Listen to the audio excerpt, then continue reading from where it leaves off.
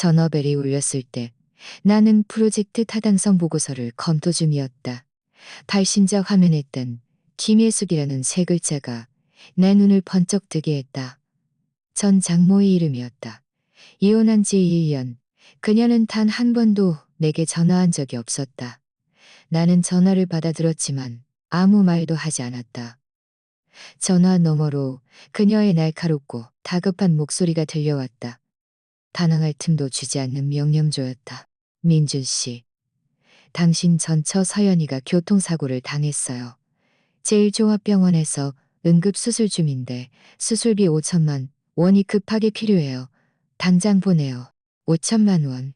그녀는 마치 내가 아래층에 내려가 담배 한 갑을 사오라고 하는 것처럼 태연하게 말했다.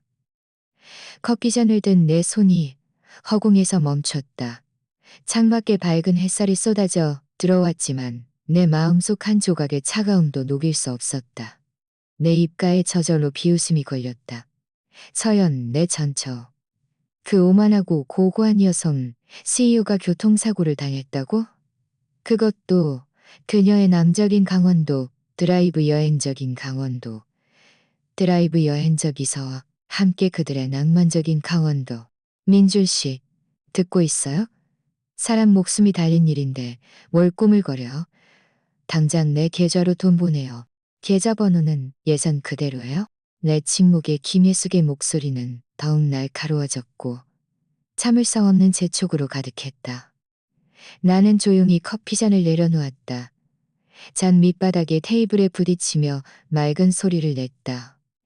그리고 나는 천천히 입을 열었다.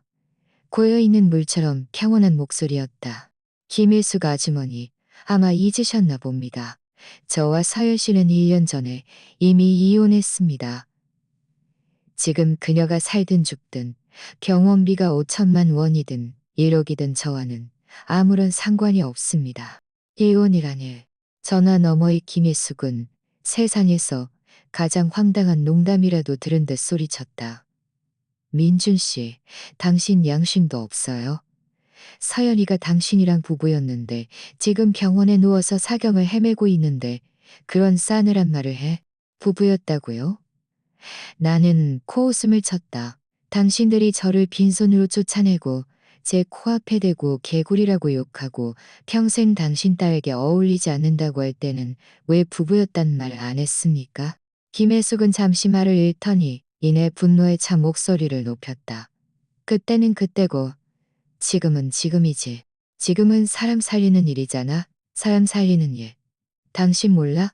5천만 원이 당신한테 뭐라고? 서연이는 우리 서씨 가문의 유일한 딸이라고. 그녀는 당신 서씨 가문의 딸이지 제 딸이 아닙니다. 저는 한 푼도 내지 않을 겁니다. 5천만 원은 고사하고 5만 원도 아깝습니다. 나는 말을 마친 뒤 그녀가 다시 소리치기도 전에 단호하게 전화를 끊고 그 번호를 차단했다. 세상이 조용해졌다. 나는 사장 의자에 기대 눈을 감았다. 하지만 머릿속에는 늘 오만하고 냉담했던 서연의 얼굴이 통제할 수 없이 떠올랐다.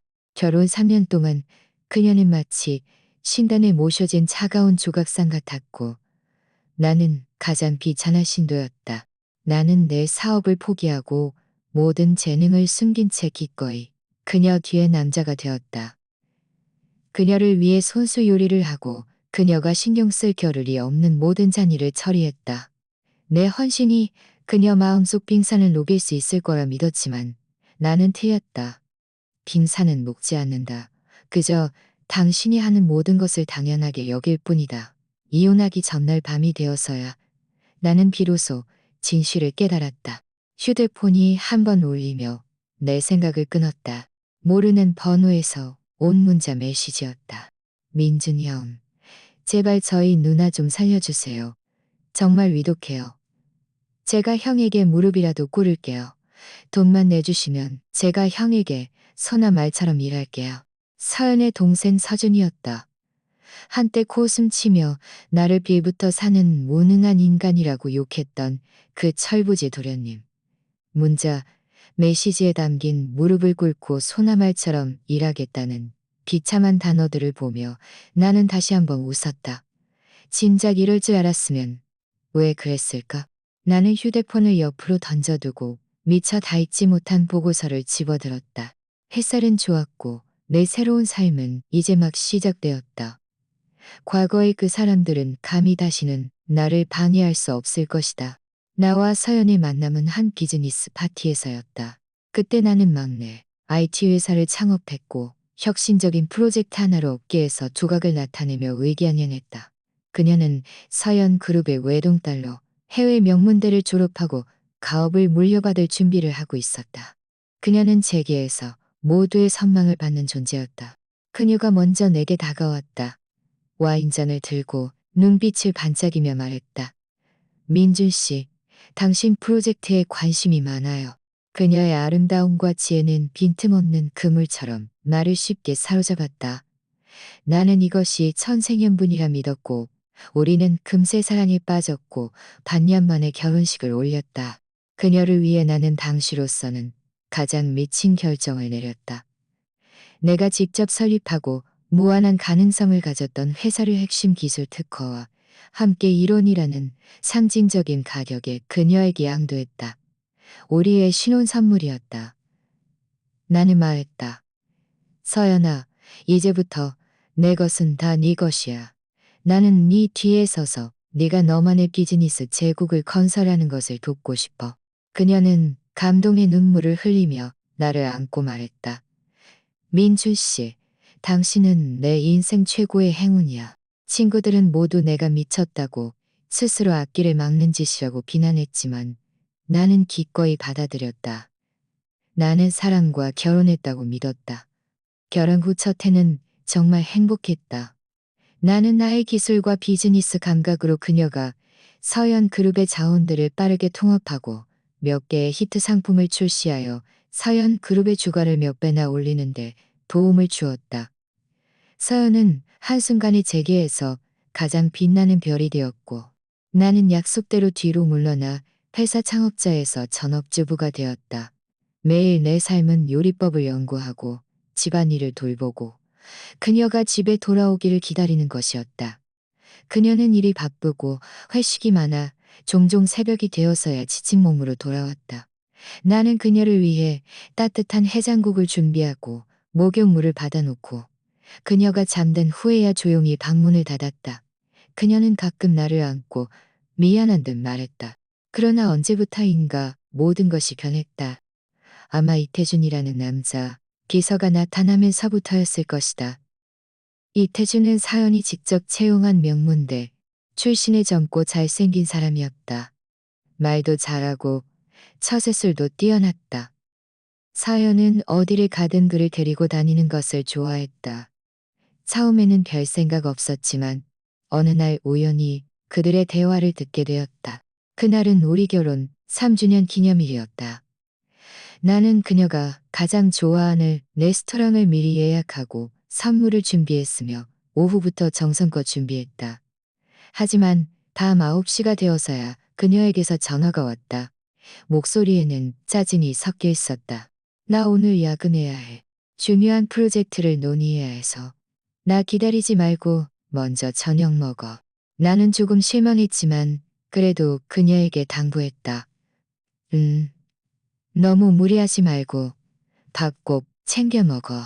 전화를 끊고 나는 텅 빈 식탁에 혼자 앉아 점점 식어가는 음식들을 보며 말할 수 없는 씁쓸함을 느꼈다. 새벽 1시 나는 그녀가 밥을 먹지 않았을까 걱정되어 그녀가 가장 좋아하는 닭곰탕을 끓여 회사로 가져갔다. 막 그녀의 사무실 문 앞에 도착했을 때 문이 살짝 열려 있었고 안에서 그녀와 이태준의 웃음소리가 들려왔다. 서연 씨, 정말 안 돌아가세요? 민준 형이 집에서 기다릴 텐데요. 이태준의 목소리였다. 기다리게도. 어차피 지금 한가하잖아. 나 기다리는 거 말고 또 뭘 할 수 있겠어? 서연의 목소리에는 경멸과 비웃음이 섞여 있었다. 그것도 그렇네요. 서연 씨처럼 이렇게 대단한 분을 민준 형이 아내로 맞이한 건 정말 팔자 좋은 일이죠. 집에서 요리하고 사임하는 현모양처 노릇이 얼마나 편해요? 편하긴.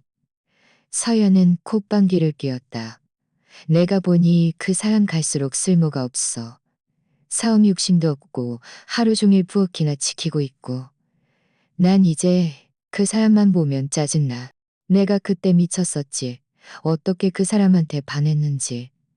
역시 태주 씨가 날 제일 잘 아네. 보온병을 든 내 손은 문 밖에서 순간 얼어붙었다. 온몸에 피가 그 순간 응고되는 것 같았다. 내가 보지 않는 곳에서 그녀는 나를 이렇게 평가하고 있었던 것이다. 내 모든 헌신이 그녀의 눈에는 그저 무용지물이고 짜증나는 일로 보였던 것이다. 내 마음은 그 순간 산산조각 났다. 나는 들어가지 않고 소리 없이 돌아서서 회사 건물 아래 쓰레기통에 2시간 동안 끓인 닭곰탕과 보온병을 함께 버렸다. 그날부터 내 마음속 어떤 것이 완전히 죽어버렸다. 하지만 나는 즉시 반응하지 않았다. 나는 냉정하게 상황을 지켜보기 시작했다. 민준 씨, 내 파란색 서류철 어디 갔어? 고객이 급하게 필요하다고. 민준 씨, 내가 일할 때 방해하지 말라고 몇 번을 말해. 민준 씨, 셔츠는 색깔별로 정리해서 걸어두라고 몇 번을 말했어? 당신 머리는 뭘 하는 거야? 그녀의 비난에 나는 더 이상 예전처럼 부드러운 말로 달래지 않고 침묵했다. 내 침묵은 그녀에게 나약함과 무능함으로 비쳤고 그녀는 더욱 기세등등해졌다. 한 번은 아버지가 편찮으셔서 입원하셨는데 내가 그녀에게 병원비 500만 원을 부탁하자 그녀는 지갑을 내 얼굴 앞에 던지며 경멸 가득한 표정으로 말했다. 민줄 씨, 요즘 정말 대단하네. 아버지 병원비까지 나한테 부탁해? 당신 조풍이라는 친구 있다며? 그 사람 돈 많다며? 그 사람한테 빌려. 모든 일로 나를 귀찮게 하지 마. 내 마음은 한치씩 차갑게 식어갔다. 나는 더 이상 그녀와 다투지 않고 조용히 지갑을 주어 500만 원을 꺼냈다. 그리고 지훈에게 전화를 걸었다. 지훈은 내 대학 동창이자 내가 창업할 때 함께했던 동업자였다. 내가 회사를 서연에게 넘겨줬을 때 그는 화가 나서 보름 동안 나를 보지 않았다. 전화로 내 이야기를 들은 그는 오랫동안 침묵하다가 마지막으로 한마디만 했다. 민준아, 넌 이제 너. 그래, 이제 나 자신을 위해 살아야 한다. 나는 조용히 나만의 길을 닫기 시작했다. 사연이 집에 없는 시간을 이용해 예전 부하 직원들과 인맥들에게 연락하여 새로운 IT 회사를 등록했다. 초기 자금은 결혼 전 내가 모아둔 돈이었다. 서연은 내가 회사를 지훈의 이름으로 해놓고 뒤에서 조종하고 있다는 사실을 전혀 몰랐다. 낮에는 서연의 눈에 무능한 전업주부였지만 밤에는 그녀가 잠든 후에야 서재에서 수십억 원짜리 프로젝트를 처리하는 새 회사의 대표였다. 그 느낌은 참으로 묘했다. 마치 두 가지 인생을 사는 것 같았다. 내 조종 아래 새 회사가 순조롭게 성장하고 규모를 키워가는 것을 보면서 내 마음속에 오랫동안 잊고 지냈던 성취감이 결혼이 가져다준 굴욕감을 서서히 대체했다. 나는 이런 날들이 한동안 계속될 것이라고 생각했지만 그녀와 이태준이 함께 강원도로 자동차 여행을 갈 준비를 하고 있다는 것을 알게 되면서 모든 것이 달라졌다. 어느 주말 오후 그녀의 짐을 정리해주다가 여행용 가방 안쪽 주머니에서 생명보험 증권을 발견했다. 피보험자는 서연이었지만 수익자는 나, 합법적인 남편이 아니라 이태준이었다. 보장 금액은 1억억 원. 그 보험 증권을 보면서 온몸이 오싹해지는 것을 느꼈다. 그들 마음속에서 나는 이미 죽은 사람이나 다름없었던 것이다. 나는 아무 말도 하지 않고 조용히 보험 증권을 사진으로 찍은 다음 원래대로 돌려놓았다. 저녁에 서연이 집에 돌아와 내가 정리해둔 여행용 가방을 보고는 드물게 미소를 지었다. 수고했어요. 그녀는 가방에서 은행카드를 꺼내 내게 건네며 말했다. 이 안에 2천만 원 있어요. 출장 가는 동안 당신 사고 싶은 거 있으면 사요. 나는 그녀를 보며 갑자기 너무 우스웠다. 나는 평온하게 카드를 받으며 말했다. 알겠어. 그녀는 내 순종적인 태도에 만족한 듯 돌아서서 샤워를 하러 갔다. 그녀가 강원도로 떠나기 전날 밤 그녀는 내 앞에 이혼 합의서를 던졌다. 민준 씨, 우리 이혼해요. 그녀의 목소리는 차갑고 단호했다. 나는 합의서에 적힌 눈에 띄는 조항들을 보았다. 본인은 모든 부부 공동재산을 포기하고 빈손으로 나간다. 여기서 말하는 부부 공동재산이란 내가 직접 일권했고 현재 시가 수천억 원에 달하는 그녀 명의의 회사를 말하는 것이었다.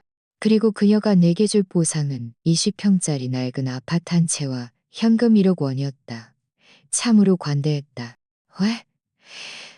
나는 이미 알면서도 그녀가 얼마나 뻔뻔할 수 있는지 보고 싶어서 물었다. 우리는 안 맞아. 그녀는 내 시선을 피하며 거창하게 말했다. 당신은 내가 원하는 삶을 줄 수 없어.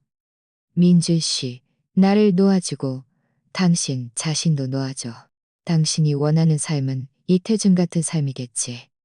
내가 핵심을 꿰뚫자 그녀의 얼굴색이 순식간에 변했다. 눈빛에는 당황한 기색이 스치더니 이내 분노로 바뀌었다. 무슨 헛소리야?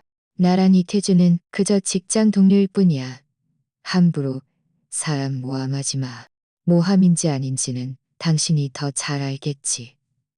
나는 더 이상 그녀와 연극할 기분이 아니었다. 펜을 들어 이혼 합의서에 내 이름을 시원하게 사인했다. 나의 시원시원한 태도에 그녀는 예상치 못했다는 듯 놀랐다. 그녀는 몇 초간 멍하니 있다가 내 손에서 합의서를 받아들었다. 복잡한 눈빛으로 나를 바라보며 말했다. 당신, 할 말 없어. 없어. 나는 고개를 저었다. 당신과 이태준의 여행이 즐겁기를 바라. 그녀의 얼굴에서 핏기가 순식간에 사라졌다. 마치 누군가에게 세계뺨이라도 맞은 것 같았다. 다음 날 나는 여행용 가방을 끌고 3년간 살았던 집을 떠났다. 그 낡은 아파트로 가지 않고 지훈이 마련해준 넓은 아파트에 바로 입주했다. 360도 통유리 창 앞에 서서 달 아래 도시를 내려다보며 나는 길게 한숨을 쉬었다. 전례 없는 자유와 해방감이 나를 감쌌다. 민준아, 오늘부터 너는 오직 너 자신을 위해 사는 거야. 이혼 후의 삶은 생각보다 평온하고 충만했다. 나는 모든 에너지를 새 회사에 쏟아부었다. 이전의 성공 경험과 쌓아온 인맥 덕분에 내 사업은 빠르게 성장했고 반년도 채 안 되어 회사의 가치는 1천억 원을 돌파했다. 나는 뒤에서 앞으로 나와 창업자 민준의 이름으로 다양한 비즈니스 포럼과 언론 보도에 다시 등장했다. 세계 사람들은 모두 경악했다. 서연에게 버림받은 무능한 남자였던 내가 이렇게 단기간에 재기하여 이전보다 훨씬 더 빛나는 존재가 될 줄은 아무도 예상하지 못했다. 지우는 내 어깨를 두드리며 크게 웃으며 말했다. 민준아, 네 이 금선탈각 작전 정말 멋졌어. 서연이는 지금쯤 배가 아파 죽을 거야. 나는 웃으며 긍정도 부정도 하지 않았다. 내가 이 모든 것을 한 것은 누구에게 무엇을 증명하기 위함도 아니었고 서연을 후회하게 만들려는 것도 아니었다. 나는 그저 본래 내 것이었던 모든 것을 되찾고 싶었을 뿐이다. 존엄, 사업, 그리고 난자로서의 위상. 서연에 관해서는 이혼 후 단 한 번도 그녀의 소식에 관심을 두지 않았다. 그녀는 내게 완전히 지나간 과거일 뿐이었다. 오늘 김일숙의 전화가 다시 그 이름을 내 세상으로 가져올 때까지는 나는 전화를 끊고 번호를 차단하면 이 소동이 끝날 줄 알았다. 하지만 이것은 단지 시작에 불과했다는 것을 예상치 못했다. 오후 3시 나는 회의 중이었다. 비서가 문을 두드리고 들어왔다. 얼굴에 난처한 기색이 역력했다. 민준 대표님, 아래 손님 두 분이 오셨는데 친척이라고 하시며 대표님을 꼭 만나야 한다고 합니다. 나는 의사를 찌푸렸다. 친척? 부모님은 고향에 계시고 건강하신데 어떤 친척이 회사까지 찾아와 전 부인 가족이라고 하십니다. 비서가 조심스럽게 덧붙였다. 나는 즉시 알아차렸다. 김혜숙과 서준이었다. 그들이 감히 내 새 회사까지 직접 찾아오다니. 정말 끈질기게 따라붙는군. 들어오라고 해. 나는 손을 흔들며 회의실의 임원들에게 말했다. 회의는 잠시 중단하고 모두 잠시 쉬세요. 나는 그들이 또 무슨 짓을 할지 보고 싶었다. 몇 분 후 회의실 문이 열리고 김혜숙과 서준이 차례로 들어왔다. 김혜숙의 얼굴에는 아직 눈물 흔적이 남아 있었고 나를 보자마자 구세주를 만난 것처럼 달려왔다. 민준 씨, 드디어 만나주는군요. 빨리 병원에 가서 서연이 좀 봐줘요. 정말 위도 가라니까. 나는 무의식적으로 한 발짝 뒤로 물러나 그녀의 손길을 피했다. 눈썹이 더욱 찌푸려졌다. 서준은 옆에 서서 고개를 숙이고 있었고 예전의 오만한 기세는 온데간데 없었다. 마치 싸움에 진 스타 같았다. 오전에 전화로 분명히 말했습니다. 내 목소리는 차가웠다. 그녀의 일은 저와 상관없습니다. 어떻게 상관없을 수가 있어? 하루 부부의 정이 100일의 은혜라고. 김혜숙은 감정에 호소하기 시작했다. 울면서 소리쳤다. 설령 이혼했어도 이렇게 매정할 수 있어? 서연이는 늘 당신을 마음에 두고 있었다고. 나를 마음에 뒀다고요. 나는 금색이 최고의 농담이라도 들은 듯 웃었다. 나를 마음에 둬서 남자 비서와 바람을 피우고 1억짜리 보험 수익자를 이태준으로 쓰고 나를 빈손으로 쫓아내고 그 남자와 함께 행복하게 살려고 모든 것을 계획했단 말입니까? 내 말은 날카로운 칼날처럼 김혜숙의 심장을 찔렀다. 그녀의 울음소리가 갑자기 멈췄고 얼굴은 파랗게 질렸다. 내가 이 모든 것을 알고 있을 줄은 예상치 못했던 것이다. 당신 헛소리 마. 그건 다 오해야.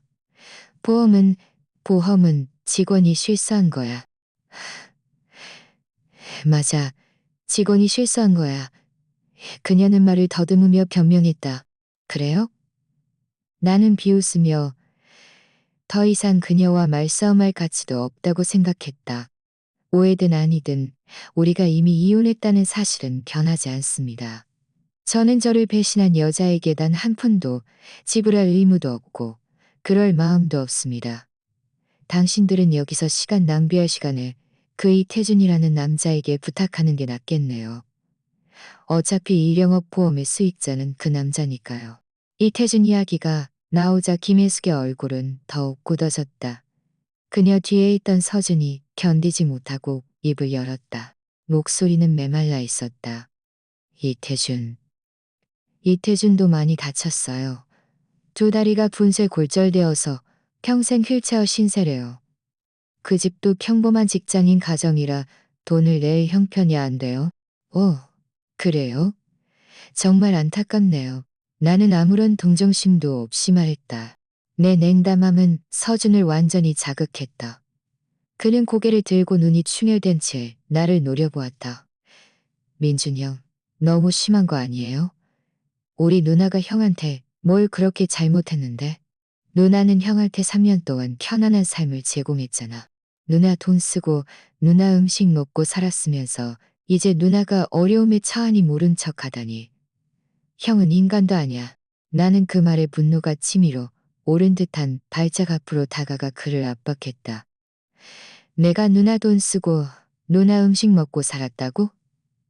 서준 씨, 똑바로 알아도 그 서연이라는 여자가 오늘날 가진 모든 것, 그 수천억 원짜리 회사 도대체 어떻게 만들어진 건데?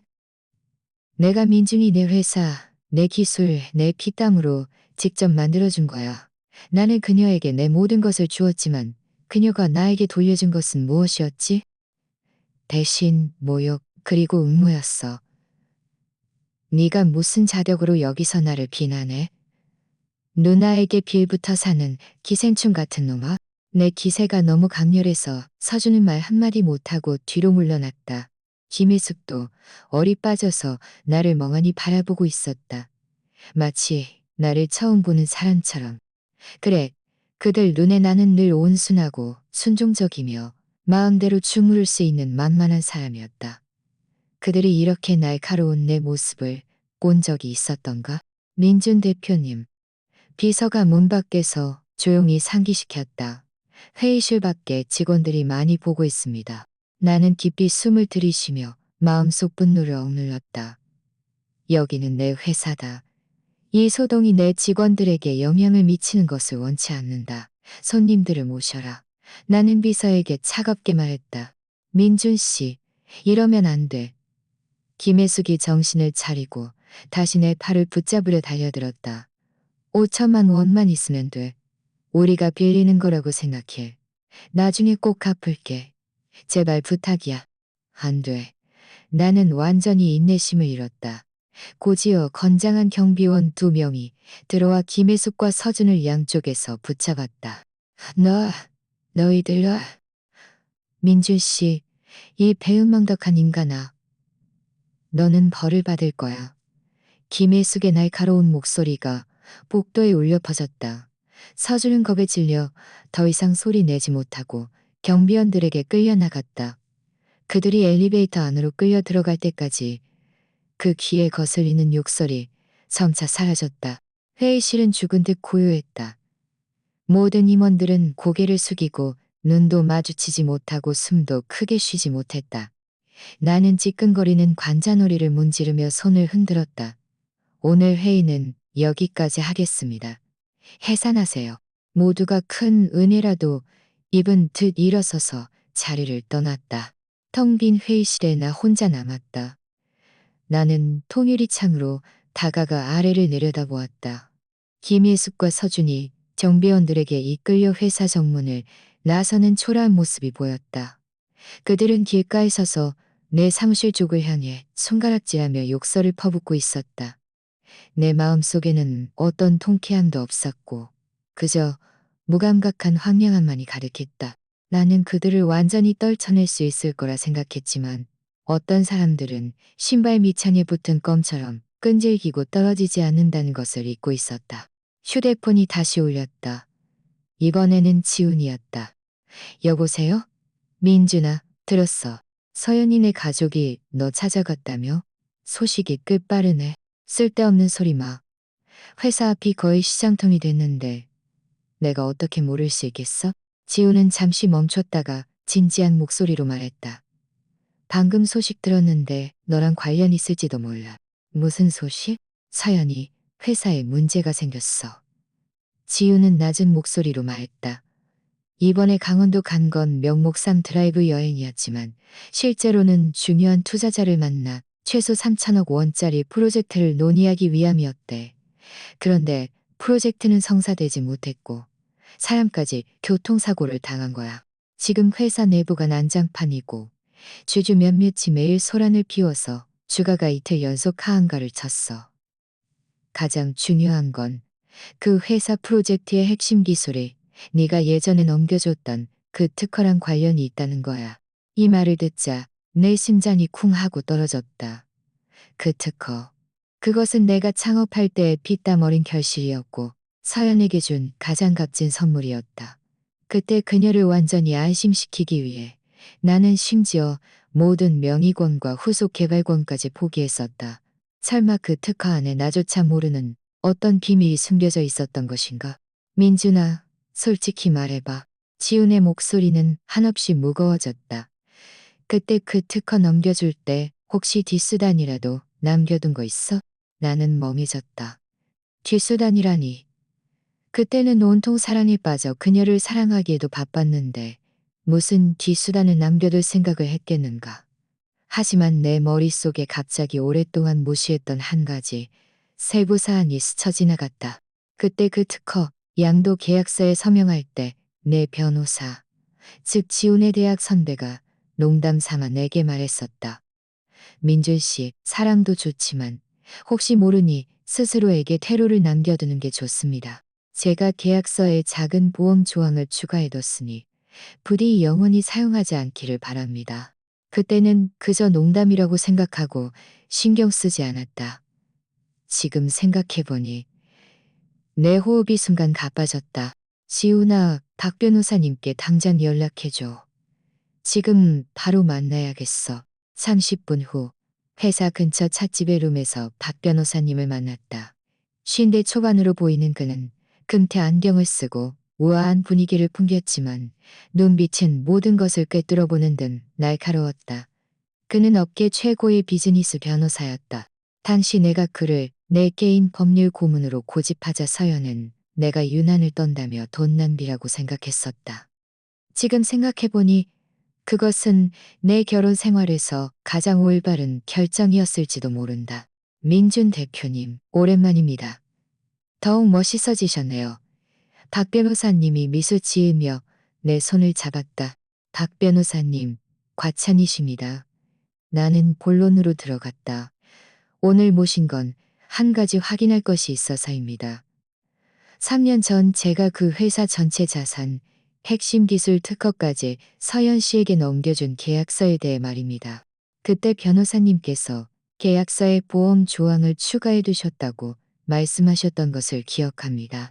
박 변호사님은 내 말을 듣고 안경을 고쳤었다. 안경 너머의 눈빛에 칭찬의 빛이 스쳤다. 민준 대표님 기억력이 좋으시군요. 저는 그때부터 대표님을 정이 많은 분이라고 생각했습니다. 하지만 그렇기 때문에 대표님을 위해 한 발 더 생각해야만 했습니다. 비즈니스에서는 부모 자식도 없다고 하는데 하물며 그는 말을 다 잊지 않았지만 그 의미는 명백했다. 나는 서류를 받아들고 곧바로 마지막 페이지에 추가 조항으로 넘어갔다.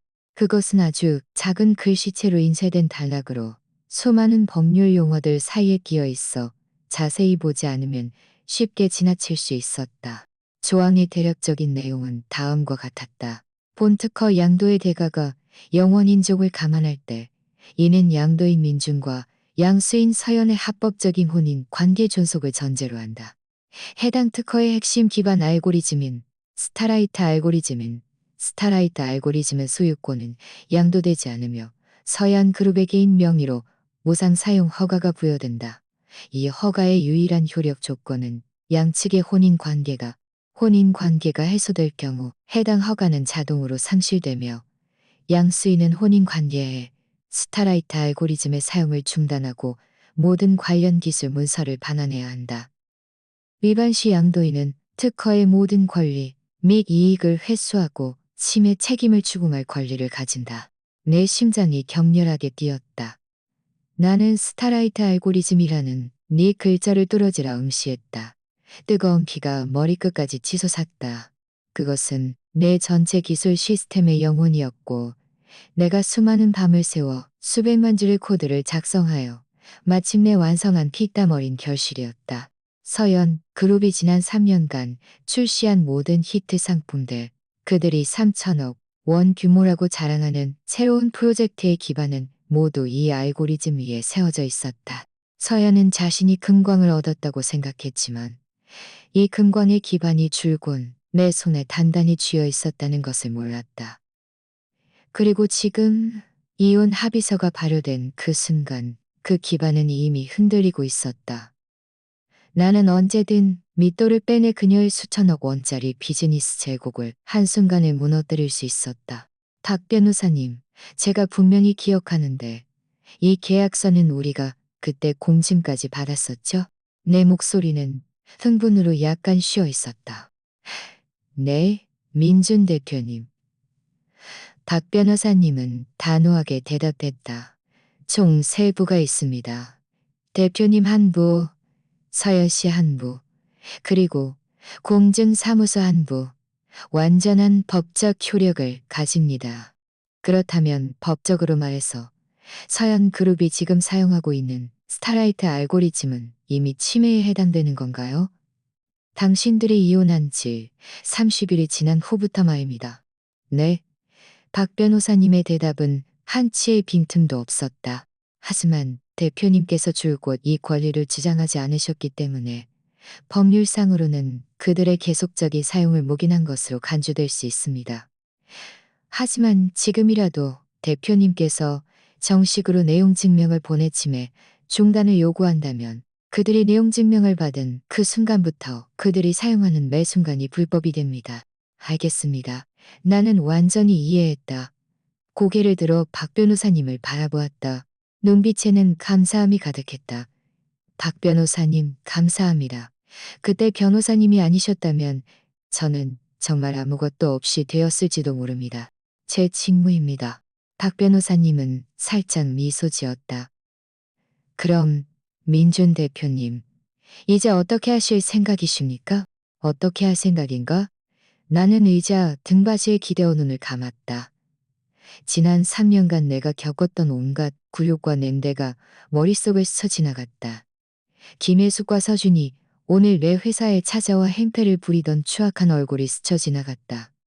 서연이 내 얼굴에 이혼 합의서를 던질 때의 차갑고 단호한 표정이 스쳐 지나갔다. 다시 눈을 떴을 때 내 눈빛 속 마지막 간 조각의 온정도 사라지고 차가운 냉기만이 남았다. 박 변호사님, 죄송하지만 제 이름으로 가장 강력한 내용 증명을 즉시 작성해 주십시오. 대상은 서연그룹입니다. 내용은 스타라이트 알고리즘에 대한 모든 침해 행위를 즉시 중단하고 모든 관련 데이터를 봉인할 것을 요구하십시오. 그들에게 이사 시간을 주겠습니다. 24시간 후에도 이행하지 않으면 우리는 소송 절차를 시작하고 법원에 강제 집행을 신청하여 지난 3년간의 모든 침해 신청하여 박 변호사님의 눈이 빛났다.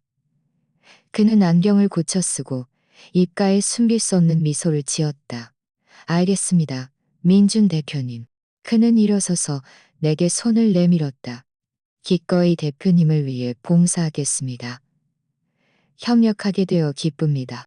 변호사를 보낸 후 나는 혼자 룸에 앉아 한참을 조용히 있었다. 휴대폰이 테이블 위에서 진동했고 화면에는 끊임없이 다양한 뉴스푸시 알림이 떴다. 여러 개의 기사가 서연그룹과 관련되어 있었다. 서연그룹주가 폭락 지속, 내부 갈등 심화, 서연그룹 핵심 프로젝트 자초, 수십억 원 위약금 직면, 여성 CEO 서연 교통사고 중상, 서연 제국 위태로워. 나는 휴대폰을 들어 무표정하게 이 헤드라인들을 보았다. 위태롭다고? 아니, 이건 단지 시작에 불과하다.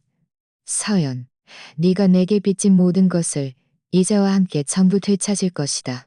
나는 김혜숙과 서준이 내 회사에서 문전박대 당한 후 한동안 잠잠할 것이라고 생각했지만 그들의 뻔뻔함을 과소평가했다.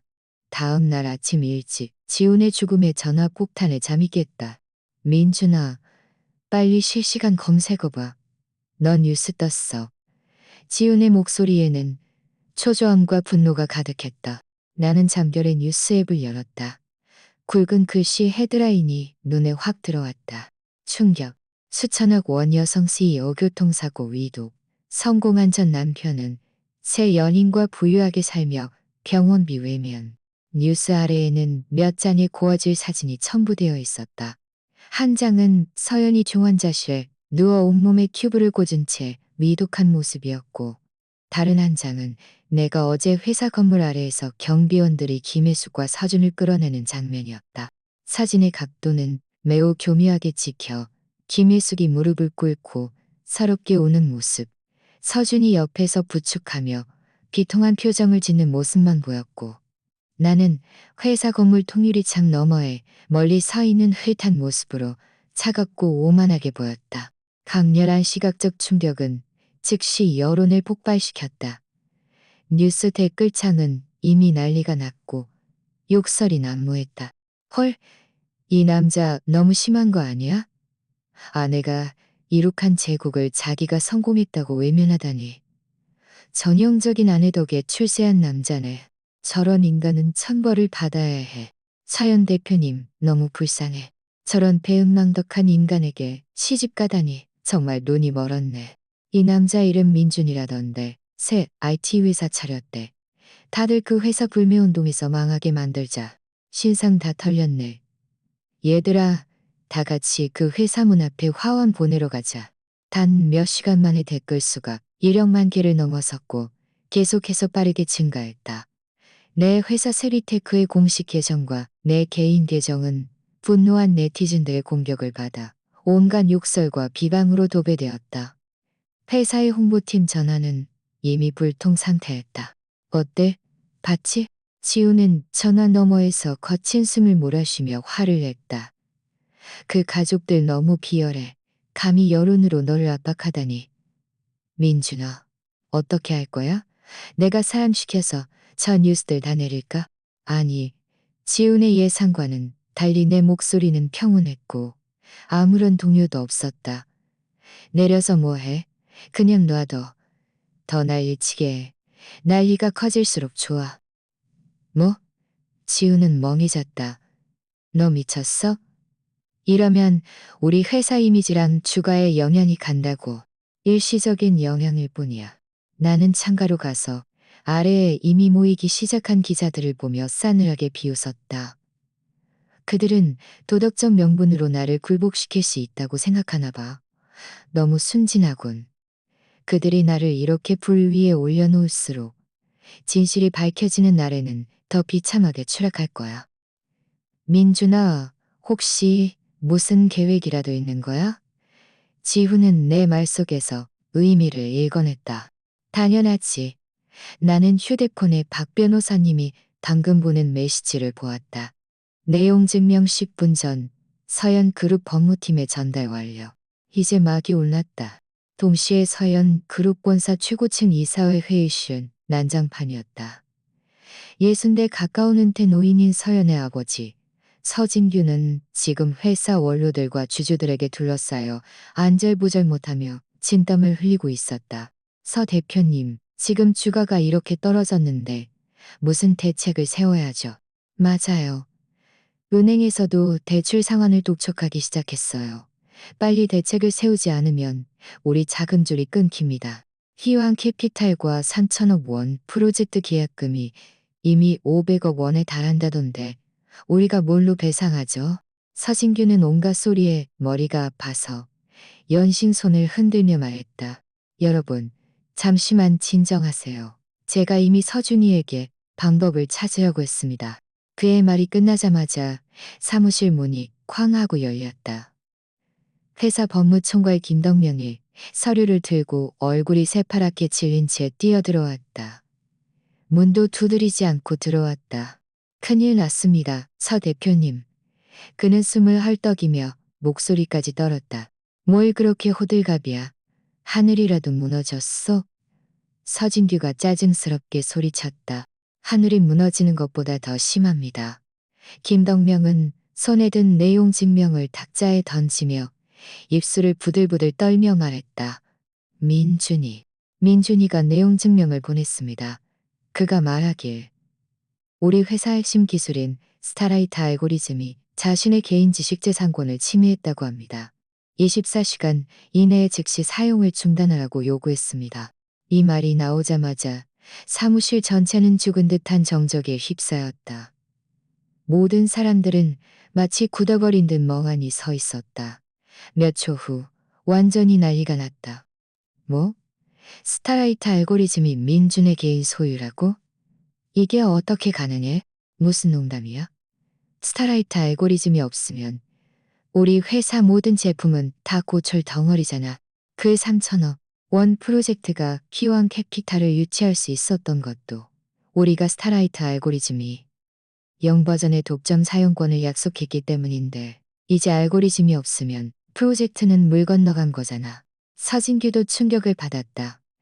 그는 내용 증명을 움켜쥐고 탁한 노안으로 조항들을 뚫어지라 응시했다. 몸이 통제할 수 없이 떨렸다. 그는 비로소 민준이 왜 그렇게 태연자약했는지 깨달았다. 그는 손에 쥐고 있던 것이 단순한 패가 아니라 사연 그룹 전체를 날려버릴 수 있는 핵폭탄이었던 것이다. 당장 그 망나니 자식에게 전화해. 서진규는 정신을 차리고 옆에 있던 서준에게 목이 터져라 소리쳤다. 당장 이리 오라고 해. 그리고 민준이를 찾아가. 그에게 빌고 무릎이라도 꿇으라고 해. 무슨 수를 써서라도 민준이가 이 내용 증명을 철회하게 만들라고 해. 그렇지 않으면 우리 서씨 가문은 정말 끝장이야. 서준의 전화가 왔을 때 나는 한 경제 잡지와 온라인 인터뷰를 진행 중이었다. 인터넷 여론 폭풍에 대응하기 위해 홍보팀이 이번 인터뷰를 주선했는데 적절한 시기에 진실을 밝히기 위함이었다. 발신자 화면에 서준의 이름이 뜨자 나는 바로 모음으로 전환하고 미소 지으며 진행자의 질문에 답했다. 전화는 포기하지 않고 10번 넘게 울리다가 인터뷰가 끝날 때서야 비로소 멈췄다. 이어서 서준의 문자 폭탄이 쏟아져 들어왔다. 형부, 제가 잘못했어요. 정말 잘못했어요. 제발 저희 서씨 가문을 살려주세요. 아버지가 위독해요. 회사 주주들이 다 반란을 일으키려고 해요. 형부의 그 내용 증명은 정말 저희 목숨을 끊으려는 거나 마찬가지예요. 어디세요? 제가 지금 바로 형부를 찾아갈게요. 제가 형부에게 머리 박고 형부에게 개처럼 충성할게요. 내용 증명만 철회해 주시면 뭐든지 다 할게요. 돈, 집, 주식, 뭐든지 원하는 대로 말하세요. 이 비참하고 애원하는 문자들을 보며 내 머릿속에 떠오른 것은 한때 내게 무능한 인간이라고 코웃음 치던 서준과는 너무나 다른 모습이었다. 나는 답장할 가치도 없다고 생각하고 그의 번호도 차단했다. 휴대폰을 주머니에 넣으며 나는 옆에 있던 홍보 총괄에게 말했다. 속도를 좀 더 높여도 좋습니다. 우리가 협력하는 그 인플루언서들과 언론에 연락해서 제가 결혼 생활 중에 겪었던 일들을 내부 관계자 폭로라는 형식으로 조금씩 흘려주세요. 한 번에 다 풀지 말고 치약자듯이 조금씩 흘려서 모든 사람의 궁금증을 자극하도록 하세요. 그리고 서연의 일용업 보험 수익자가 이태준이라는 증거, 그리고 그녀가 가족들과 공모하여 나를 빈손으로 쫓아낸 이혼 합의서를 가장 강력한 폭탄은 이혼 합의서를 가장 강력한 폭탄은 이혼 합의서를. 홍보총괄의 눈이 점점 빛났고 그는 흥분해서 손가락을 튕겼다. 알겠습니다. 민준 대표님. 대표님의 이 여론 반격 작전 정말 대단하네요. 이건 반격이 아니야. 그저 사실을 말할 뿐이지. 나는 담담하게 말했다. 가서 실행하세요. 이후 24시간 동안 인터넷 여론의 흐름은 기묘하게 역전되기 시작했다. 먼저 서현그룹의 전 직원이라고 밝힌 한 계정에서 민준 씨는 서 씨 가문에서 식모보다 못한 취급을 받았다. 결혼 3년 동안 서현 대표는 그에게 단 한 끼의 식사도 해주지 않았고 그의 생일조차 기억하지 못했다는 폭로가 터져나왔다. 이어서 누군가 흐릿한 동영상 하나를 공개했다. 동영상 속은 서현그룹의 연말 행사였는데 서연이 CEO로서 의기양양하게 연설하고 있었고 나는 마치 웨이터처럼 무대 아래에서 조용히 그녀를 대신해 술을 받아 마시다가 만취하여 지훈의 부축을 받으며 떠나는 모습이었다. 서연은 처음부터 끝까지 나를 한 번도 쳐다보지 않았다. 그 다음은 아버지가 입원했을 때 내가 서연에게 돈을 요구하자 그녀가 회사 건물 아래에서 내 발 아래 지갑을 던지던 모습이 담긴 C712 녹화 화면 캡처였다. 화면은 다소 흐릿했지만 그녀의 얼굴에 담긴 경멸과 짜증은 고스란히 드러났다. 이러한 파편적인 폭로들은 퍼즐 조각처럼 점차 맞춰지면서 이전에 아내 덕에 출세한 남자와는 완전히 상반되는 이야기 버전을 만들어냈다. 네티즌들은 동요하기 시작했다. 잠깐만, 이 스토리 뭔가 이상한데? 이 민준이라는 사람이 오히려 피해자인 것 같은데? 위에 연말 행사 영상 봤는데 서현 대표가 남편 보는 눈빛이 낯선 사람보다 더 차가워. 이게 정말 부부 관계야? 지갑 던지는 건 너무했잖아. 500만 원 병원비 때문에 공개적으로 남편을 모욕하다니. 저 여자 정말 양심이 없어? 민준 씨가 병원비 안 내는 게 이해가 가기 시작했어. 여론의 저울은 조용히 내 쪽으로 기울기 시작했고 서 씨 가문은 완전히 혼란에 빠졌다. 이사 시간의 마지막 기한이 다가왔지만 민준 쪽에서는 여전히 아무런 소식이 없었다. 전화도 받지 않고 문자도 답장하지 않으며 회사에서도 찾을 수 없었다. 서진규는 사무실을 서성이며 안절부절 못했고 혈압이 치솟아 거의 쓰러질 뻔했다. 회사의 주가는 이미 사상 최저치로 떨어졌고 여러 협력사에서 계약 해지 통보가 날아왔다. 은행의 대출 상환, 독촉 전화는 끊임없이 이어졌고 상환하지 않으면 회사 자산을 동결 신청하겠다고 경고했다. 서현그룹이라는 한때 잘 나가던 비즈니스 제국은 이 순간 완전히 정지 버튼이 눌렸다. 소식을 들은 서진기는 그 자리에서 피를 토하며 쓰러져 긴급히 병원으로 이송되었다. 그리고 다른 병원의 중환자실에서는 의식불명 상태였던 서연이 마치 운명처럼 무엇인가를 감지한 듯 눈가에서 천천히 눈물을 흘렸다. 그녀는 아마도 자신이 눈을 떴을 때 어떤 파괴된 세상을 마주하게 될지 알지 못했을 것이다. 서진규는 병원에 실려가 그의 소중한 딸과 병문안 친구가 되었다. 서씨 가문의 하늘은 완전히 무너졌다. 회사 전체는 리더를 잃었고 주주들은 뜨거운 냄비 위에 개미처럼 안절부절 못했다. 명목상의 후계자인 서준은 울고 내게 전화로 애원하는 것 외에는 아무것도 할 수 없었다. 지훈의 움직임은 빨랐다. 나와 법원이 움직인 후 그는 몇몇 자본가들과 연합하여 번개 같은 속도로 시장에 풀린 서연 그룹의 모든 유통 주식을 헐값에 쓸어 담았다. 단 이틀 만에 우리가 확보한 주식은 이미 30%를 넘어섰고 서연 그룹의 실질적인 최대 주주가 되었다. 이 소식이 전해지자 재계 전체가 뒤흔들렸다. 아무도 가정 윤리 드라마처럼 보이던 이 소동이 결국 교과서적인 상업, 애매 전쟁으로 발전할 줄은 예상치 못했다. 그리고 나, 민준이라는 한때 모두에게 조롱받던 무능한 남자는 아무도 예상치 못한 방식으로 가장 화려한 복수에 성공했다. 그날 오후 나는 최대 주주의 자격으로 서연 그룹의 임시 주주총회를 소집했다. 회의 장소는 서연 그룹 본사 회의실이었다. 1년 전 나는 이곳에서 그저 방청객 신세였고 앉을 자리조차 없었다. 1년 후 나는 한때 서진규의 자리였던 의장석에 앉았다. 아래에는 한때 익숙했지만 낯설었던 얼굴들이 앉아 있었다. 나를 비웃던 사람, 나를 모른 척하던 사람, 앞에서는 친한 척하고 뒤로는 딴짓하던 사람들. 지금 그들은 나를 경외와 두려움, 그리고 숨길 수 없는 아첨의 눈빛으로 바라보고 있었다. 서준도 와 있었다. 그는 잘못을 저지른 아이처럼 구석에 쭈뼛쭈뼛 서 있었고 앉을 용기조차 없었다. 내 시선은 결국 그에게 닿았다. 서준 씨. 나는 담담하게 입을 열었다. 이리 와서 앉아. 나는 내 옆자리를 가리켰다. 서준은 온몸을 떨었다. 몸둘 바를 모르면서도 황송해하며 다가와 의자 끝에 겨우 반쯤 걸터 앉아 불안해했다. 여러분. 그가 앉은 후에야 나는 천천히 입을 열었다. 목소리는 크지 않았지만 모든 사람의 귀에 또렷하게 들렸다. 아마 모두 제가 오늘 온 목적을 알고 계실 겁니다. 서연 그룹은 지금 전혀 없는 위기에 직면해 있지만 저는 여러분께 말씀드릴 수 있습니다.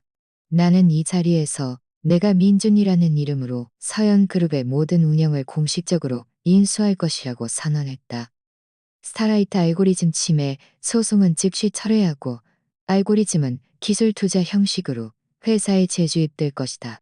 내 말에 그 자리에 있던 모든 주주들은 안도의 한숨을 쉬며 살아남았다는 안도감을 드러냈다.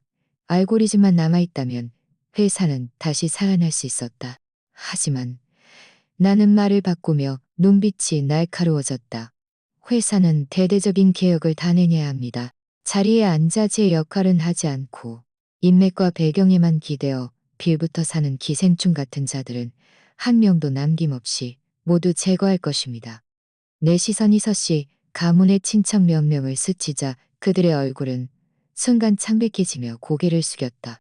또한 저는 개인적으로 20%의 프리미엄을 주고 여러분이 가진 자녀, 지분 전부를 매입할 것을 제안합니다. 저와 함께 회사를 키워나갈 의향이 있는 분들은 환영합니다. 원치 않는 분들은 지금 돈을 받고 나가셔도 좋습니다. 우리는 깔끔하게 정리합시다. 장내는 즉시 술렁거렸다.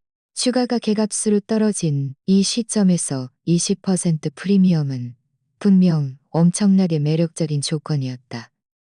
이미 희망을 잃었던 일부 주주들은 귓속말을 나누며 망설이기 시작했다. 나는 그들을 재촉하지 않고 조용히 지켜보았다. 결국 거의 절반의 주주들이 현금화를 선택하고 떠났다. 이는 나와 지훈이 절대적인 지분으로 서연 그룹 전체를 완전히 장악했음을 의미했다. 회의가 끝난 후 주주들은 차례로 자리를 떠났다. 서준은 여전히 멍하니 앉아 있었다. 마치 꼭두각시처럼. 아직도 안 가? 나는 그를 쳐다보았다. 형부, 민준 대표님. 그는 벌떡 일어나 내게 깊이 고개를 숙였다. 감사합니다. 서씨 가문에 살길을 남겨주셔서 정말 감사합니다. 살길? 나는 비웃었다. 나는 그저 본래 내 것이었던 것을 되찾았을 뿐이다. 서씨 가문에 관해서는 내가 반격하기로 결심한 그 순간부터 내게는 더 이상 존재하지 않았다. 네 아버지 서징되는 공금을 횡령하고 불법 내부 거래를 한 혐의로 기소되었고 증거는 이미 경찰에 넘겼다. 그의 남은 생애는 감옥에서 보내게 될 것이다. 너에 관해서는 나는 그의 핏기 없는 얼굴을 보며 말했다. 네 누나가 한때 나와 부부였던 것을 감안하여 네게 선택권을 주겠다. 하나, 네게 속한 그 약간의 배당금을 가지고 이 도시를 떠나 영원히 내 앞에 나타나지 마라. 둘, 네 명의 모든 지분을 내게 무상으로 양도하고 회사에서 가장 밑바닥부터 청소부로 시작해라. 언제 내가 네가 진정으로 환골탈태했다고 느낄 때 그때서야 다시 사람 구실을 할 수 있을 것이다. 서준의 몸이 흔들렸다. 얼굴은 죽은 사람보다 더 창백했다. 이것이 어찌 선택이겠는가? 이것은 가장 잔인한 형벌이었다. 그는 나를 바라보며 한참을 입술을 움직이다가 마침내 온몸의 힘을 다 쥐어짜든 이를 악물고 몇 마디를 뱉어냈다. 두 번째를 선택하겠습니다. 나는 약간 놀란 듯 눈썹을 치켜떴다. 나는 그가 돈을 받고 도망쳐 그의 방탕한 기생충 생활을 계속할 줄 알았다. 어쩌면 지난 며칠간의 격변이 그를 조금이나마 성장시킨 것인지도 모른다. 좋아. 나는 고개를 끄덕였다. 내일 아침 7시 인사부에 출근해. 1분이라도 늦으면 올 필요 없어. 말을 마친 나는 그를 더 이상 보지 않고 회의실을 나섰다. 이 건물 최고층에 다시 서서 아래의 번화한 도시를 내려다보았을 때 내 마음속에는 복수의 쾌감보다는 모든 것이 마무리된 후의 피로감이 더 컸다. 이 전쟁에서 나는 이겼지만 많은 것을 잃었다. 나는 사랑에 대한 믿음을 잃었고 인간성에 대한 신뢰를 잃었다. 휴대폰이 울렸다. 병원에서 온 전화였다. 민준 씨 되십니까? 전 부인 서연 씨가 방금 의식을 되찾았습니다. 나는 결국 병원으로 갔다. 마음이 약해져서도 아니었고 예정 때문도 아니었다. 그저 이 끔찍한 인연에 완전히 마침표를 찍고 싶었을 뿐이었다. VIP 병실 문을 열었을 때 서연이 침대 머리에 기대어 멍하니 창밖을 바라보는 뒷모습이 보였다. 그녀는 많이 여위어 있었고 원래 창백했던 얼굴은 지금 핏기조차 없었다. 한때 늘 오만한 빛을 띠던 그 눈동자는 이제 공허하고 멍한 채였다. 문 여는 소리에 그녀는 천천히 고개를 돌렸다. 나를 보자마자 그녀의 몸은 확연히 경직되었고 눈빛에는 복잡한 감정들이 스쳐 지나갔다. 놀람, 원망, 그리고 내가 이해할 수 없는 약간의 후회. 왔어요. 그녀의 목소리는 쉬었고 메말랐다. 마치 사포로 문지른 듯 거칠었다. 왔어. 나는 병실 침대 옆 소파에 앉았다. 표정은 평온했다. 네가 죽었는지 안 죽었는지 보러 왔어. 그녀는 내 말에 온몸을 떨었다. 눈가가 순식간에 붉어졌다. 민준 씨, 꼭 이래야만 해요. 그녀는 입술을 깨물었고 눈물이 눈가에 고였다. 우리가 아무리 그래도 아무리는 무슨. 나는 차갑게 그녀의 말을 잘랐다. 그때 네 얼굴에 이혼 합의서를 던질 때는 왜 아무리 해도 안 된다고 말 안 했어? 너와 이태준이 나를 속여서 보험 수익자를 그 남자로 만들 때는 왜 아무리 해도 안 된다고 말 안 했어? 이제 서씨 가문이 무너지고 네가 여기 누워서 반쯤 죽어 있으니 이제 와서 내게 아무리 해도 안 된다고 말한다고? 서연, 너무 늦었다고 생각하지 않아? 내 말은 칼날처럼 그녀의 마지막 남은 가련한 자존심을 난도질했다. 눈물이 결국 그녀의 뺨을 타고 흘러내렸다. 제가 잘못했어요. 그녀는 하늘켰다. 민준 씨, 제가 정말 잘못했어요. 엄마와 이태준의 헛소리를 듣지 말았어야 했어요. 그렇게 당신에게 대하지 말았어야 했어요. 후회하는구나. 나는 그녀를 바라보았지만 눈빛에는 어떤 동정심도 없었다. 후회요? 죽을 만큼 후회해요. 그녀는 숨 넘어갈 듯 울었다. 시간을 되돌릴 수 있다면 절대. 아쉽지만 만약은 없겠죠. 나는 일어서서 그녀를 내려다보았다. 서연, 네가 후회하는 것은 네가 진정으로 네 잘못을 깨달아서가 아니야. 네가 모든 것을 잃었기 때문이지. 만약 오늘 여기에 누워있는 것이 나이고 너와 이태준이 잘 나가고 있었다면 네가 후회했을까? 아니, 넌 네 정부를 끌어안고 이 바보 같은 내가 죽어 마땅하다고 비웃었을 거야. 그녀는 내 말에 아무 말도 못하고 고개를 저으며 울기만 했다. 울지 마. 나는 약간 짜증이 났다. 내가 오늘 온 건 네 참회를 들으러 온 게 아니야. 나는 서류 가방에서 서류 뭉치를 꺼내 그녀의 병실 침대에 던졌다.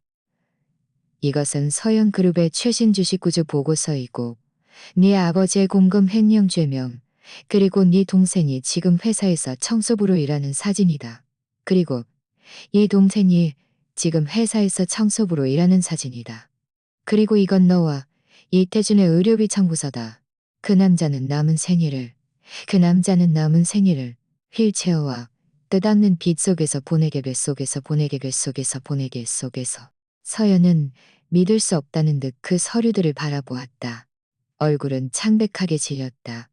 그녀는 떨리는 손으로 청소부 유니폼을 입고 화장실을 닦고 있는 동생의 사진을 집어들었다. 동공이 갑자기 수축했다. 아니야. 그녀는 중얼거렸다. 아버지가, 서준이가, 이게 현실이다. 나는 차갑게 그녀를 바라보았다. 너와 네 가족이 내게 무슨 짓을 했지? 나는 지금 그저 배로 되갚아주는 것뿐이야. 아, 맞다. 한 가지 더. 나는 무엇인가 생각난 듯 덧붙였다. 너희를 들이받은 그 트럭 운전사는 이미 잡혔어. 그는 누군가 돈을 주고 자신에게 사고를 내라고 시켰다고 진술했지. 누가 그를 매수했는지는 경찰이 아직 조사 중이지만 곧 결과가 나올 거라고 생각해. 서연은 갑자기 고개를 들어 나를 뚫어지라 응시했다. 눈빛에는 공포가 가득했다. 당신, 당신, 무슨 말을 하고 싶은 거야? 나는 그녀에게 다가가 그녀의 귓가에 우리 둘만 들을 수 있는 목소리로 조용히 말했다. 네가 말이야. 만약 그 살인을 사주한 사람이 결국 네 좋은 비서 이태준으로 밝혀진다면 아주 재미있지 않을까. 서연의 눈은 순간 가장 크게 뜨였다. 그녀는 온몸에 힘이 빠진 듯 침대에 쓰러져 거친 숨을 몰아쉬었다. 얼굴에는 절망과 붕괴가 가득했다. 그녀의 이런 모습을 보며 내 마음속 3년간 쌓였던 응어리가 마침내 완전히 풀렸다. 나는 몸을 일으켜 정장을 정리했다. 서연, 앞으로의 네 인생을 잘 즐겨봐. 이건 네가 마땅히 받아야 할 때가니까. 말을 마친 나는 그녀를 더 이상 보지 않고 성큼성큼 병실을 나섰다.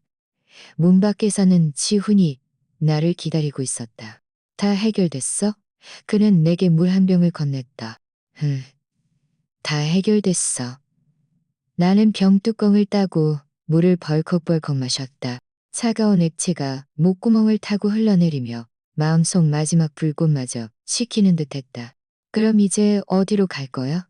지훈이 내게 물었다. 나는 창밖을 보았다. 석양이 천천히 지면서 하늘을 붉은 황금빛으로 물들이고 있었다. 집으로. 나는 웃었다. 그래, 집으로. 나만의 집으로. 민준이라는 한 사람의 새로운 인생으로. 서연의 일은 내가 생각했던 것처럼 내가 떠난다고 해서 완전히 끝나지 않았다. 그녀는 미쳐버렸다. 내가 병원을 떠난 다음 날 그녀는 병실에서 깨진 유리컵 조각으로 자신의 손목을 그었다. 다행히 간호사가 제때 발견하여 비극은 막았지만 그녀의 정신 상태는 완전히 붕괴되었다. 때로는 울고 때로는 웃으며 입으로는 끊임없이 중얼거렸다. 다 가짜야. 너희 모두 날 속이고 있어. 민준 씨, 돌아와.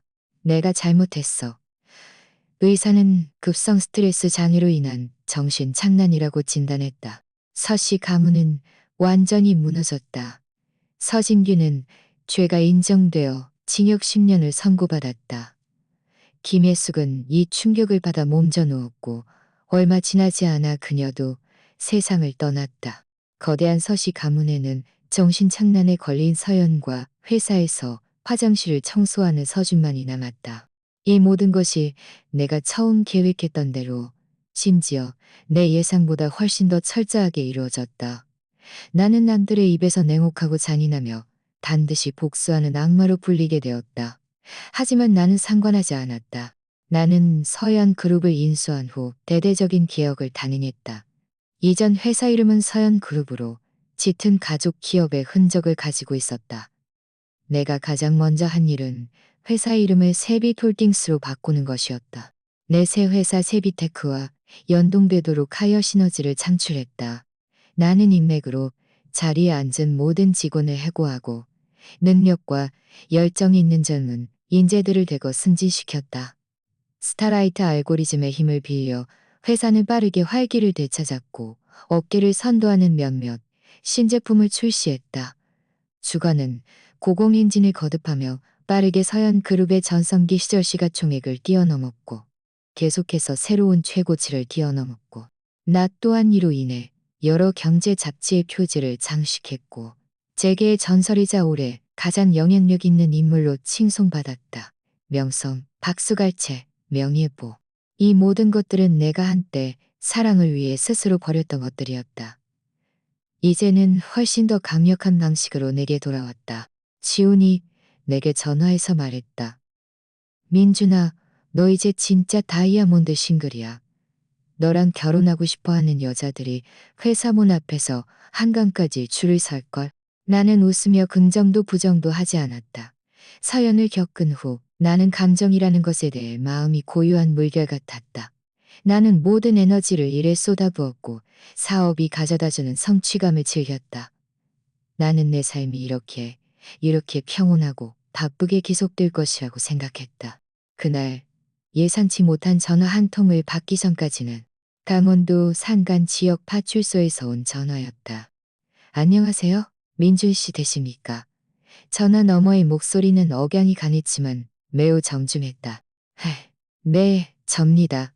무슨 일입니까? 다름이 아니라 저희가 고해상해 사건을 조사 중입니다. 서현 씨와 이태준 씨가 이전에 당했던 교통사고 말입니다. 저희가 조사 중에 새로운 단서들을 발견했는데 민준 씨께서 협조해 주셔야 할 것 같습니다. 내 심장이 철렁했다. 새로운 단서. 나는 즉시 서연의 병실에서 그녀를 자극하기 위해 내가 지어냈던 이태준이 살인을 사주했다는 말을 떠올렸다. 설마 그 말이 정말로 맞았던 것인가? 아니다. 만약 이태준이 범인이라면 경찰은 그나 그의 가족에게 직접 연락했을 것이다. 왜 나를 찾아왔을까? 민준 씨 듣고 계십니까? 네.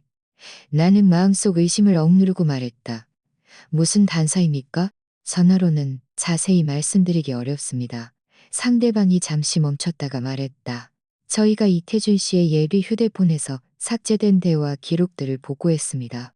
기록에 민준 씨의 이름이 언급되어 있습니다. 내 이름이 언급되었다고? 내 눈썹이 찌푸려졌다.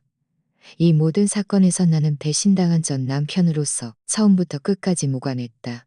이태준의 대화 기록에 내 이름이 왜 언급될까?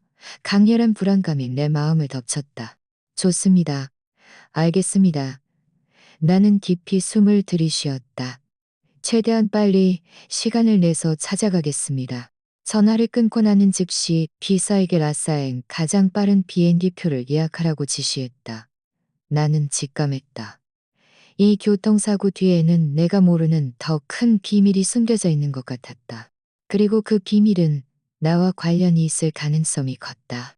사흘 후 나는 고산지대에 위치한 그 산간 지역 파출소에 나타났다. 나를 맞이한 사람은 피부가 검고 눈빛이 날카로운 최경이었다. 그는 나를 한 사무실로 안내하여 김이 모락모락 나는 따뜻한 야크 버터차를 내주었다. 민준 씨, 여기까지 오시느라 고생 많으셨습니다. 최경희는 바로 본론으로 들어갔다. 상황은 이렇습니다. 저희가 조사 중에 이태주 씨가 사고 발생 일주일 전부터 한 의문의 번호와 매우 빈번하게 문자 메시지를 주고받은 것을 발견했습니다. 저희가 문자 내용을 복구해보니 그들이 무엇인가를 계획하고 있었던 것 같습니다. 최경희는 인쇄된 종이 몇 장을 내 앞으로 밀어주었다.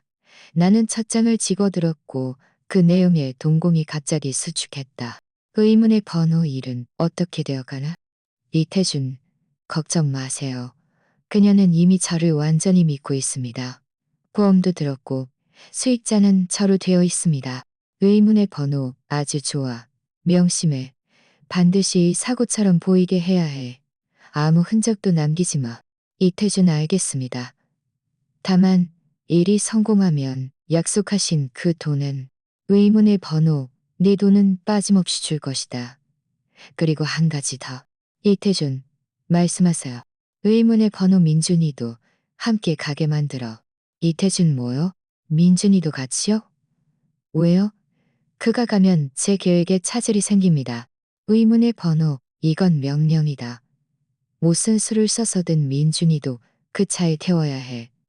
나는 그들 둘 다 죽게 원해. 이것을 보자마자 발끝에서부터 머리끝까지 한기가 치솟는 것을 느꼈다. 그들 둘, 그들은 그녀가 아니라 그들이었다. 이 의문의 인물의 목표는 서연뿐만이 아니라 나도 포함되어 있었다. 그는 우리 둘 다 그 교통사고로 죽기를 원했던 것이다. 하지만 나는 전혀 가지 않았다. 만약 그때 내가 아주 조금이라도 마음이 약해지거나 서연의 감언이설에 속아 넘어가 그녀와 함께 강원도로 갔더라면 나는 지금 그녀와 함께 차가운 영하시에 누워 있었을 것이다. 호일감에 내 손바닥에 식은땀이 흘렀다. 이 의문의 번호가 누구인지 알아냈습니까? 나는 고개를 들었고 목소리는 약간 떨렸다. 최경희는 고개를 저었다. 번호는 익명 선불폰이라 저희가 조사해봤지만 신분 정보는 전혀 없습니다. 저희가 자금 흐름을 추적해봤는데 이태준 씨에게 돈을 송금한 계좌도 해외에 등록된 추적 불가능한 페이퍼 컴퍼니 계좌였습니다. 단서는 여기서 끊겼습니다. 그래서 저희가 민준 씨께 와서 확인을 부탁드린 겁니다. 최경희는 다른 인쇄물을 바꾸어 내밀었다. 거기에는 새로운 대화 기록이 있었다. 이태준, 제가 이미 지시하신 대로 간접적으로 그에게 암시했지만 그는 민준 씨를 함께 데려가는 것에 대해 매우 거부감을 보입니다. 의문의 번호, 쓸모없는 놈. 그 정도 일도 제대로 못해? 그럼 다른 방법을 써. 이태준, 제시하세요. 의문의 번호, 그에게 말해. 민준이가 요즘 밖에서 크게 움직이고 있다고. 그녀 몰래 새 회사 세비테크를 만들어서 서해안 그룹의 기술을 빼돌리고 있다고. 그리고 민준이가 때가 되면 그녀에게 이혼을 선언하고 그녀의 모든 것을 빼앗을 준비를 하고 있다고 말해. 이태준, 그게 정말입니까? 의문의 번호, 진실인지 아닌지는 네가 알 필요 없어. 그냥 이 말을 그대로 그에게 전하기만 하면 돼. 그의 성격상 절대로 참지 못할 거야. 그는 반드시 민준이를 찾아가 대립할 거고 그때 네가 순조롭게 일을 진행하면 돼. 이태준, 대단하십니다. 정말 대단하십니다. 내 마음은 바닥까지 가라앉았다. 서연이 왜 그렇게 갑작스럽게 내게 빈손으로 나가라는 이혼 합의서를 던졌는지 비로소 알게 되었다.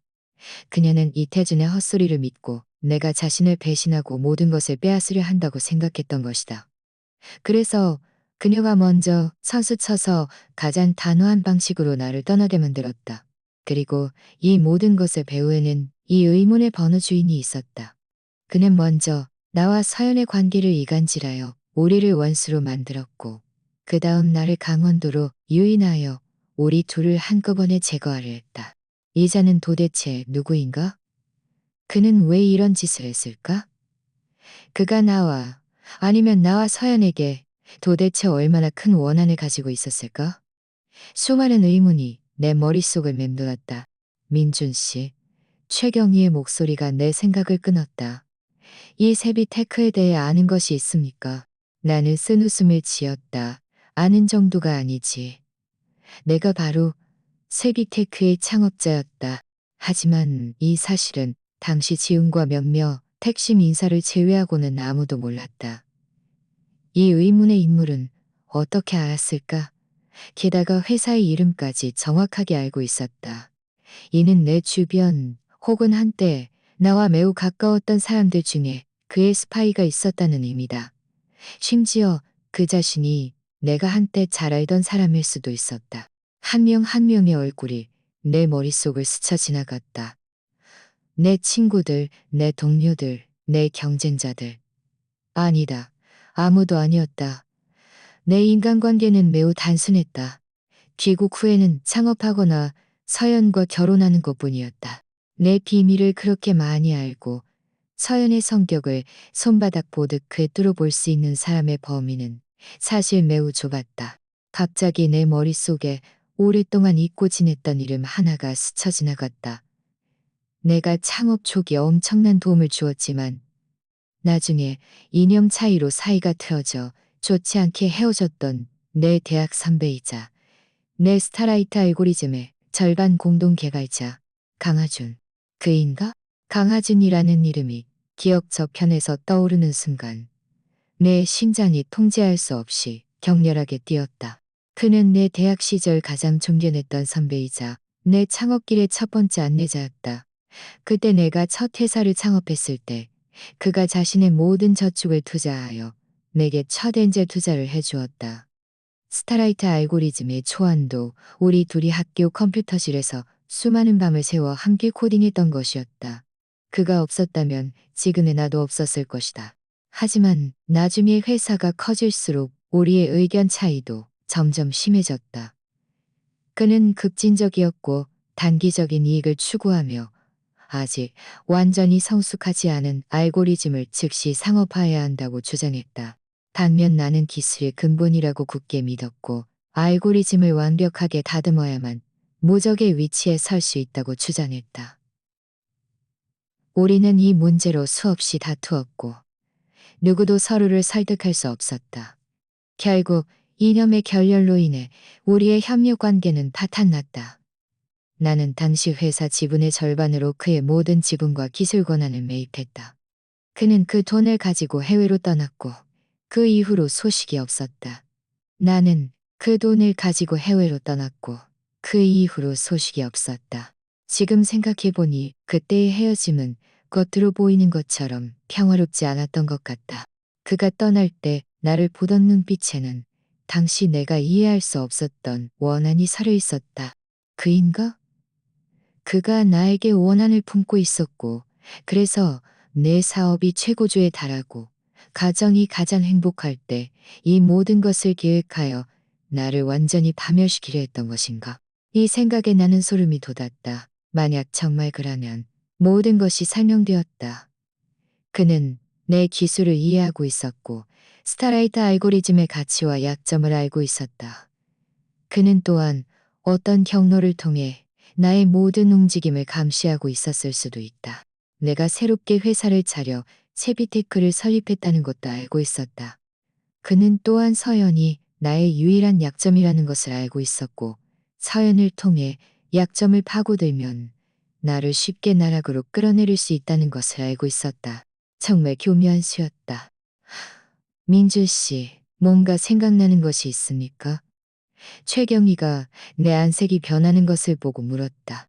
나는 정신을 차리고 고개를 저었다. 그냥 옛날 일이 좀 생각났을 뿐입니다. 아직 확실하지 않습니다. 최경희님, 이 강하준. 아니, 이 의문의 인물에 대해 다른 단서는 없습니까?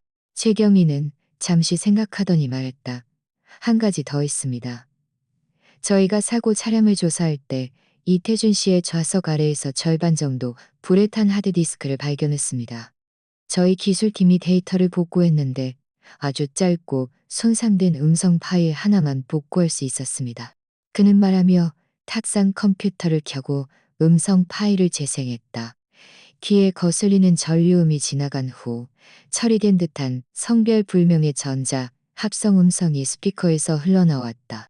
네가 이 일을 해내면 서연 그룹은 네 것이 될 것이다. 민준과 서연 둘 다 죽어야 해. 음성은 거기서 갑자기 끊겼다. 내 주먹은 꽉 쥐어졌다. 목소리는 처리되었지만 나는 거의 확신할 수 있었다.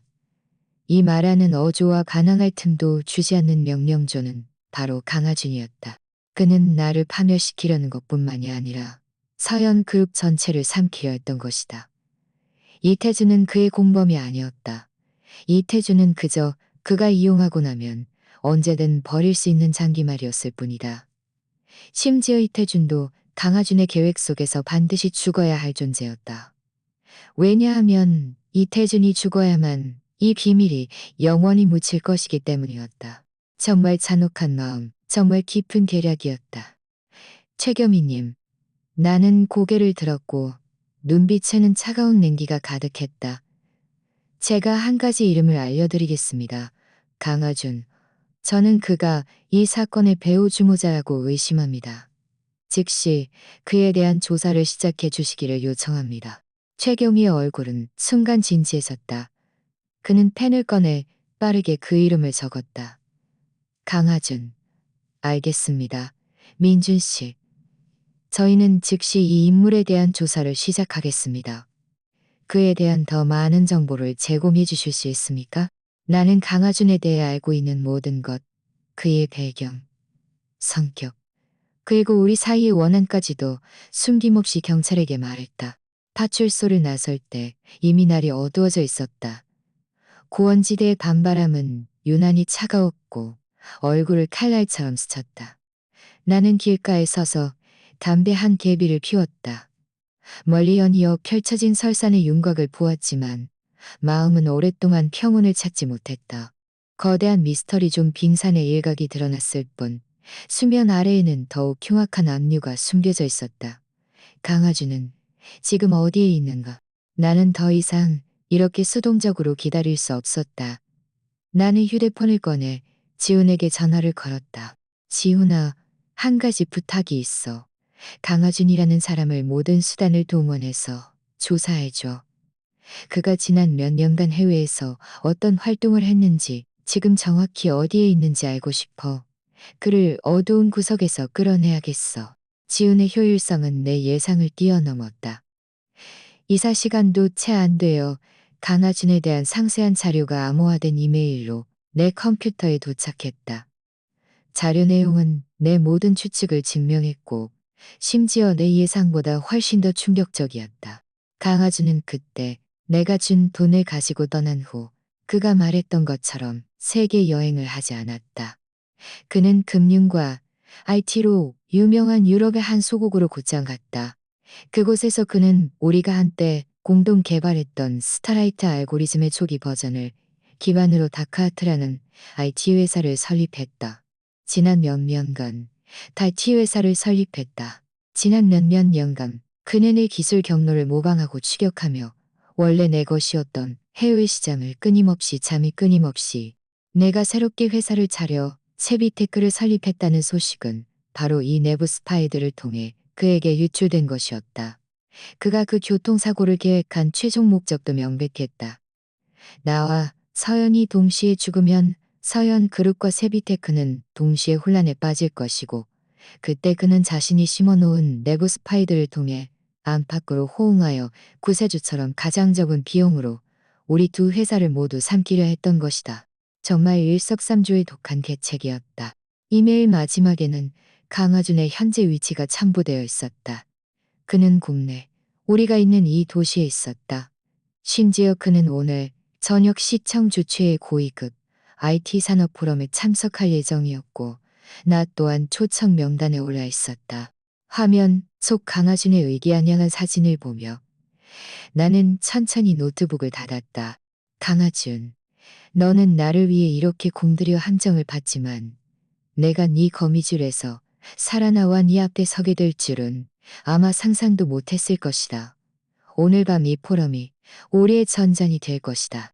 저녁 7시 코엑스는 불빛으로 휘황찬란했다.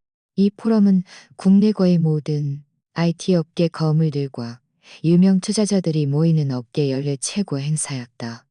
나는 맞춤 제작한 검은색 정장을 입고 세비톨딩스 이사장의 자격으로 회장에 나타났다. 내 등장은 즉시 적지 않은 소동을 일으켰다. 세빛 홀딩스의 민준이야. 그가 바로 자기 힘으로 전 부인의 수천억 원짜리 회사를 망하게 하고 다시 사들인 그 대단한 사람이야. 실물이 사진보다 훨씬 젊고 카리스마 있네. 수많은 시선이 내게 쏟아졌다. 호기심, 경외감, 그리고 존경심. 나는 이 모든 것을 무시하고 넓은 회장 안에서 정확하게 내 목표를 찾았다. 곧 나는 회장 VIP 구역에서 그를 발견했다. 강하준. 그는 사람들에게 둘러싸여 중심에 있었다. 화려한 흰색 정장을 입고 손에 와인잔을 든 채 웃고 떠들고 있었다. 성공한 사업가의 분모였다. 몇 년 만에 보니 예전보다 살이 좀 붙었고 더 여유로워 보였다.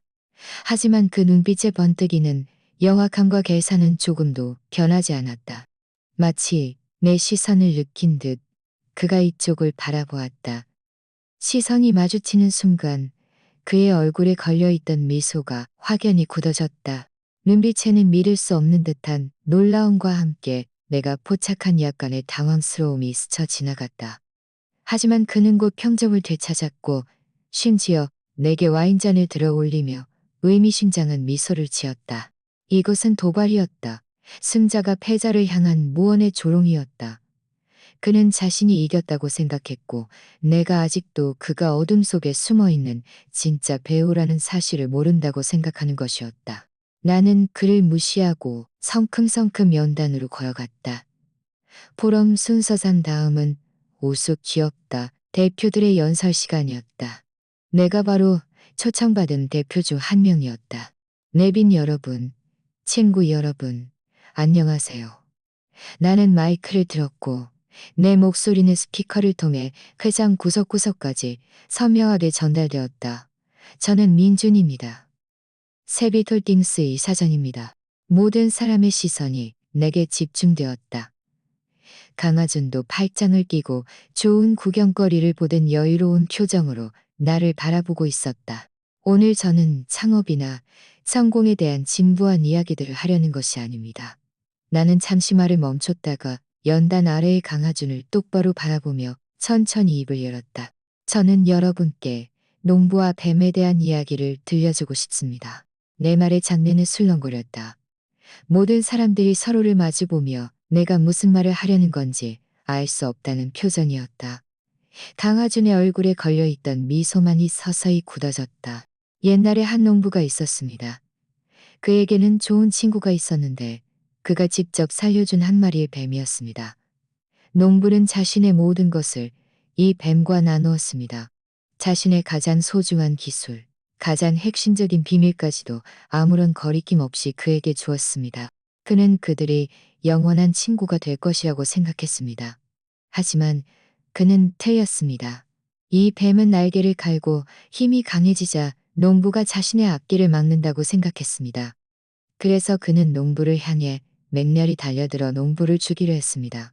그는 농부 주변의 사람들을 매수하고 그와 가족의 관계를 이간질했으며 심지어 정교한 사고를 계획하여 농부의 목숨을 빼앗으려 했습니다. 여기까지 말하고 나는 멈췄다. 내 눈빛은 칼날 같았고 강하준을 뚫어지어 응시했다. 여러분, 이 뱀은 죽어야 할까요?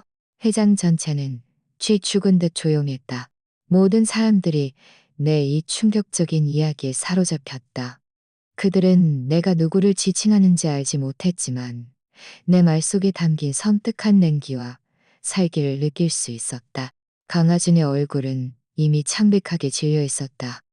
그가 와인잔을 든 손은 미세하게 떨리고 있었다. 민준, 당신 여기서 무슨 헛소리를 짓거리는 거야?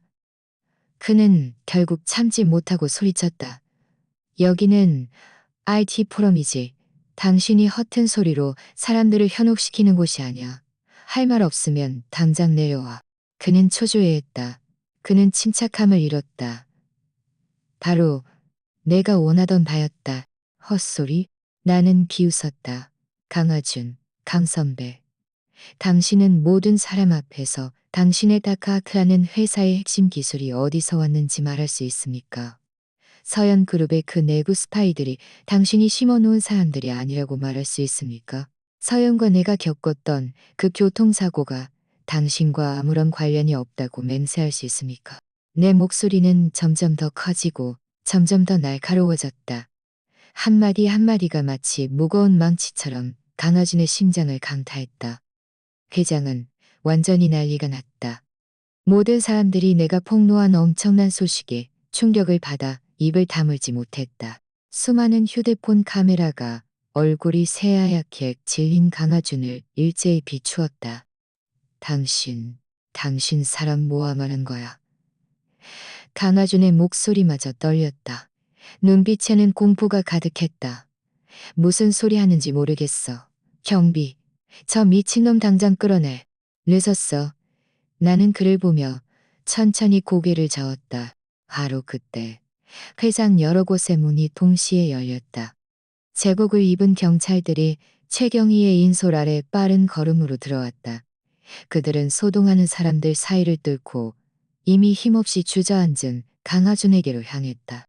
강하준 씨, 최경희는 무표정하게 그에게 체포 영장을 내밀었다. 당신은 산업 스파이, 살인 미수 등 여러 혐의로 현재 정식 체포됩니다. 차가운 수갑이 강하준의 손목에 채워졌다. 그는 완전히 붕괴되었다. 아니야, 제가 아니에요. 그는 말을 더듬으며 몸부림쳤다. 이태준이에요. 다 이태준이 한 짓이에요. 저와는 상관없어요. 그래요? 최경희는 차갑게 그를 쳐다보았다. 저희는 이미 당신과 이태준 씨 사이의 모든 통화 녹음과 송금 기록을 확보했습니다. 당신의 그 처리된 목소리와 해외 페이퍼 컴퍼니 계좌가 정말 완벽하다고 생각했습니까? 또한 이태준 씨는 이미 병원에서 당신의 모든 죄를 낱낱이 자백했습니다. 강하준의 몸은 완전히 힘없이 축 늘어졌다. 마치 썩은 진흙처럼 두 명의 경찰에게 붙들려 회장 밖으로 끌려나갔다. 내 옆을 지날 때 그는 갑자기 고개를 들어 극도로 원망스러운 눈빛으로 나를 뚫어지라 노려보았다. 민준, 나는 귀신이 되어서라도 너를 가만두지 않을 것이다. 나는 그를 보았지만 얼굴에는 아무런 표정이 없었다. 다음 생에나 해. 나는 담담하게 말했다. 네게 다음 생이 있다는 말이야. 강하준이 끌려나가고 충격적인 IT 포럼은 결국 범죄 소탕 드라마로 막을 내렸다. 다음 날 모든 뉴스 헤드라인은 이 재벌가의 암투와 상업 음모의 결합체로 도배되었다. 오늘의 반전, 여성 CEO 교통사고의 배우는 옛 동업자, 다크아트 창업자 강하준, 여러 중대 범죄 혐의로 체포. IT 대 지진. 형제에서 원수로 민준과 강하준의 10년 원한. 인터넷 여론은 다시 한번 뜨겁게 달아올랐고 나는 이 소동 속에서 가장 전설적인 주인공이 되었다. 내 회사 세빛홀딩스도 이 전국적인 무료 홍보 덕분에 주가가 다시 한번 폭등했다. 지우는 축하 파티에서 얼굴이 벌개지도록 술을 마시며 내 어깨를 끌어안고 크게 웃었다. 민준아, 너 이제 진짜 명성과 힘을 다 가졌네. 복수도 하고 가장 큰 경쟁자도 처리했으니 이제 국내 IT 업계는 네 세상이 되겠네. 나는 웃으며 잔속에 술을 마셨다. 아무 말도 하지 않았다. 내 세상이라니. 나는 이런 헛된 명예에는 이미 흥미를 잃었다. 강하준을 법의 심판대에 세운 것은 물론 통쾌한 일이었지만 진실을 밝히는 과정에서 나는 인간성의 추악함과 어두움을 너무나 많이 보았다. 지금의 나는 그저 며칠 평온하고 안정된 삶을 살고 싶을 뿐이었다. 축하 파티가 끝난 후 나는 집으로 가지 않고 운전기사에게 교회의 한 요양원으로 데려다 달라고 했다. 서연이 그곳에 있었다. 미친 후 그녀는 서준에 의해 그곳으로 보내져 치료를 받고 있었다. 서준은 내가 준 그 약간의 돈을 가지고 내가 예상했던 것처럼 멀리 도망가지 않았다. 대신 그 돈으로 서연에게 최고의 치료 환경을 마련해주고 자신은 세빛홀딩스에 남아 가장 밑바닥 청소부부터 한 단계씩 올라서고 있었다. 내가 그를 보러 갔을 때 그는 떼약볕 아래에서 땀을 뻘뻘 흘리며 회사 잔디밭을 깎고 있었다. 피부는 검게 그을려 있었고 팔뚝에는 단단한 근육이 붙어 있었다. 눈빛에서는 더 이상 과거의 철부지 같은 모습은 찾아볼 수 없었다. 그가 나를 보자 그저 순박하게 웃으며 민준 대표님 하고 부른 뒤 다시 고개를 숙이고 일에 몰두했다. 어쩌면 그에게는 이것이 최선의 결말일지도 모른다. 나는 요양원 활동실 유리창 너머로 서연을 바라보았다. 나는 그녀가 정말 미쳐버린 것인지 아니면 이런 방식으로 현실을 회피하는 것인지 알 수 없었다. 하지만 나에게는 더 이상 중요하지 않았다. 나는 그녀를 그저 완전히 낯선 사람처럼 바라보았다. 우리 사이에 가득했던 기만과 계산으로 점철된 결혼 생활은 마치 황당한 악몽 같았다. 이제 꿈에서 깨어났으니 나도 떠나야 할 때였다. 나는 들어가지 않고 밖에서 잠시 조용히 서 있다가 돌아서서 떠났다.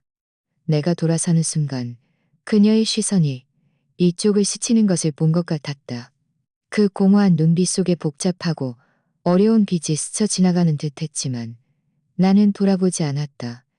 회사 일을 모두 처리한 후 나는 나 자신에게 긴 휴가를 주었다. 나는 많은 곳을 다녔다.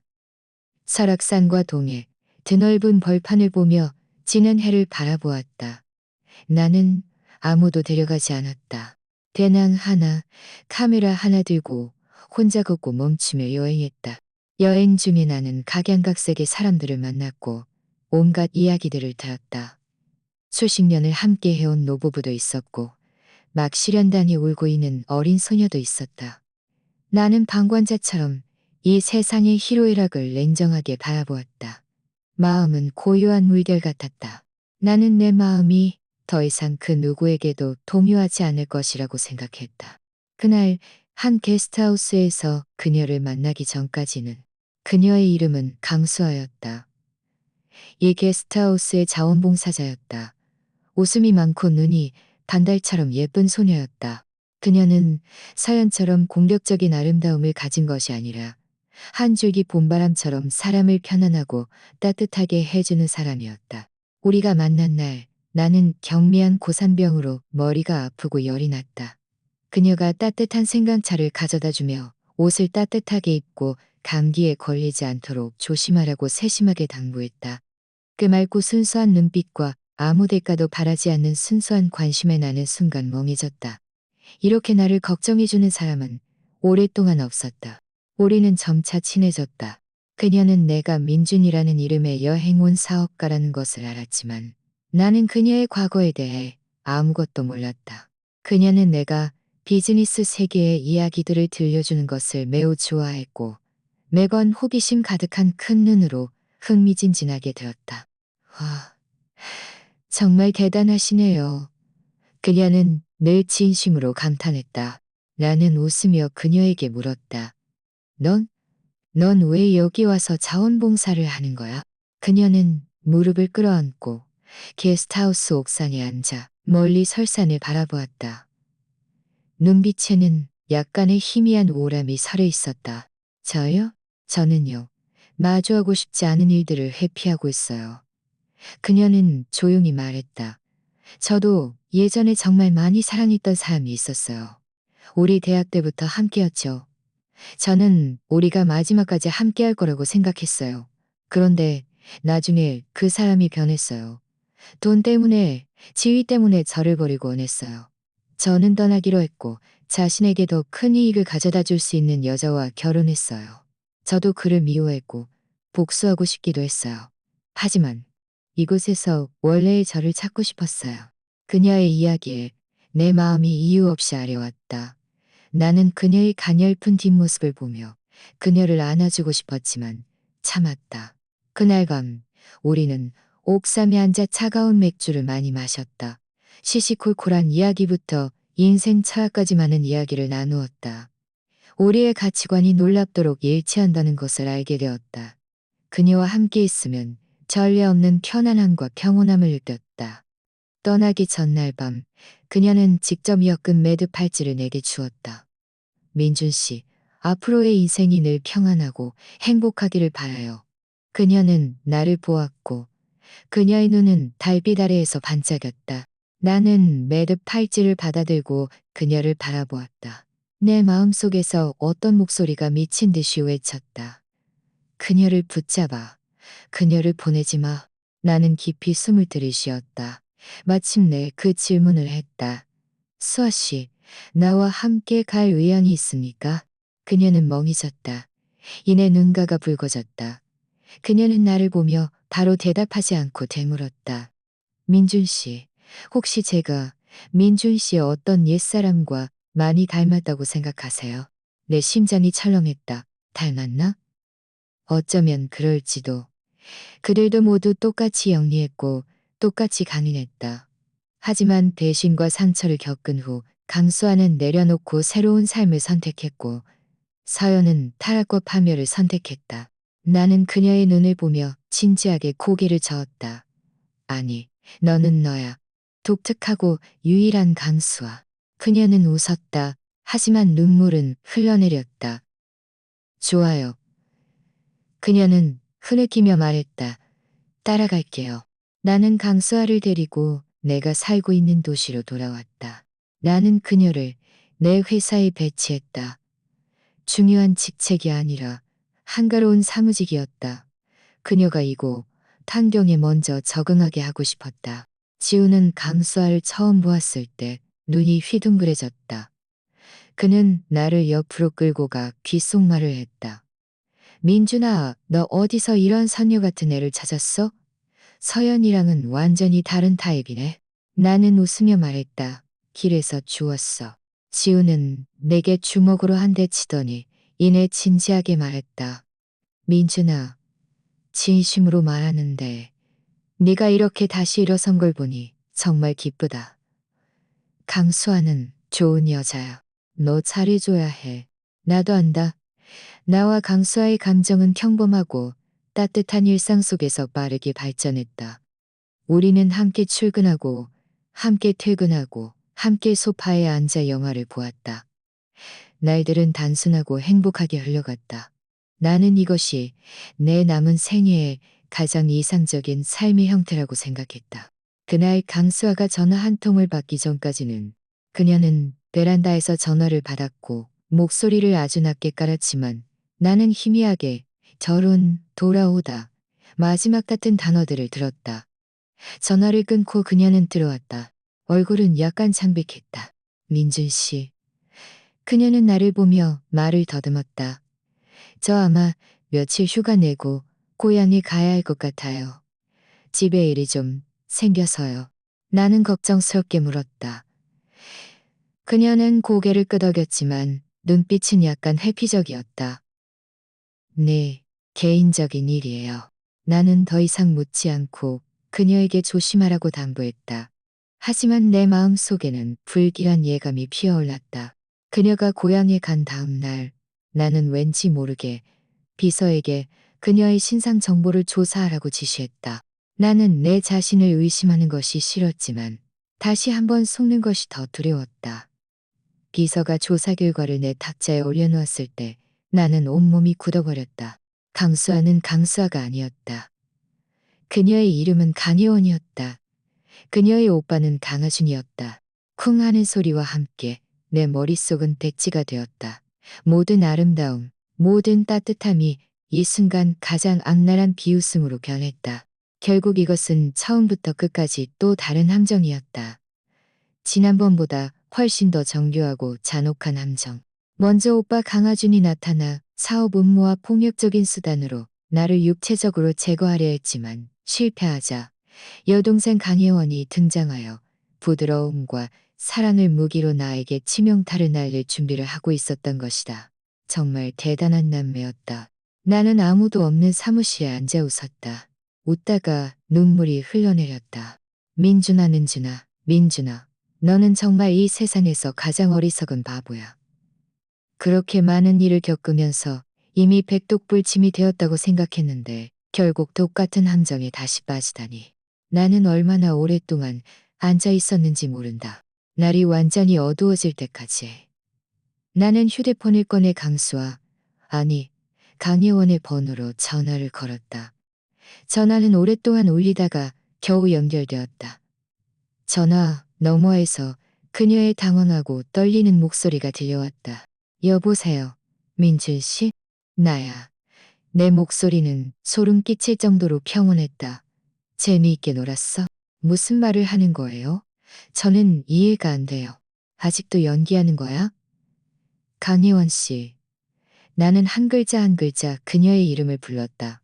아니면 강하준의 여동생이라고 불러야 할까? 전화 너머는 죽은 듯한 정적에 휩싸였다. 한참 후에야 그녀의 울먹이며 떨리는 목소리가 들려왔다. 미안해요. 미안해요. 나는 비웃었다. 미안할 것 없어. 내가 바보였던 거지. 2번씩이나 너희 남매에게 당하다니. 네가 내게 접근하고 나를 유혹하고 내게 사랑하는 척한 것은 네 오빠가 풀려날 때까지 기다렸다가 암탉으로 호응하여 내게 치명타를 날리려 했던 거겠지. 아니, 아니에요. 그녀는 다급하게 변명했다. 민주 씨, 제 말을 들어봐요. 듣고 싶지 않아. 나는 그녀의 말을 잘랐다.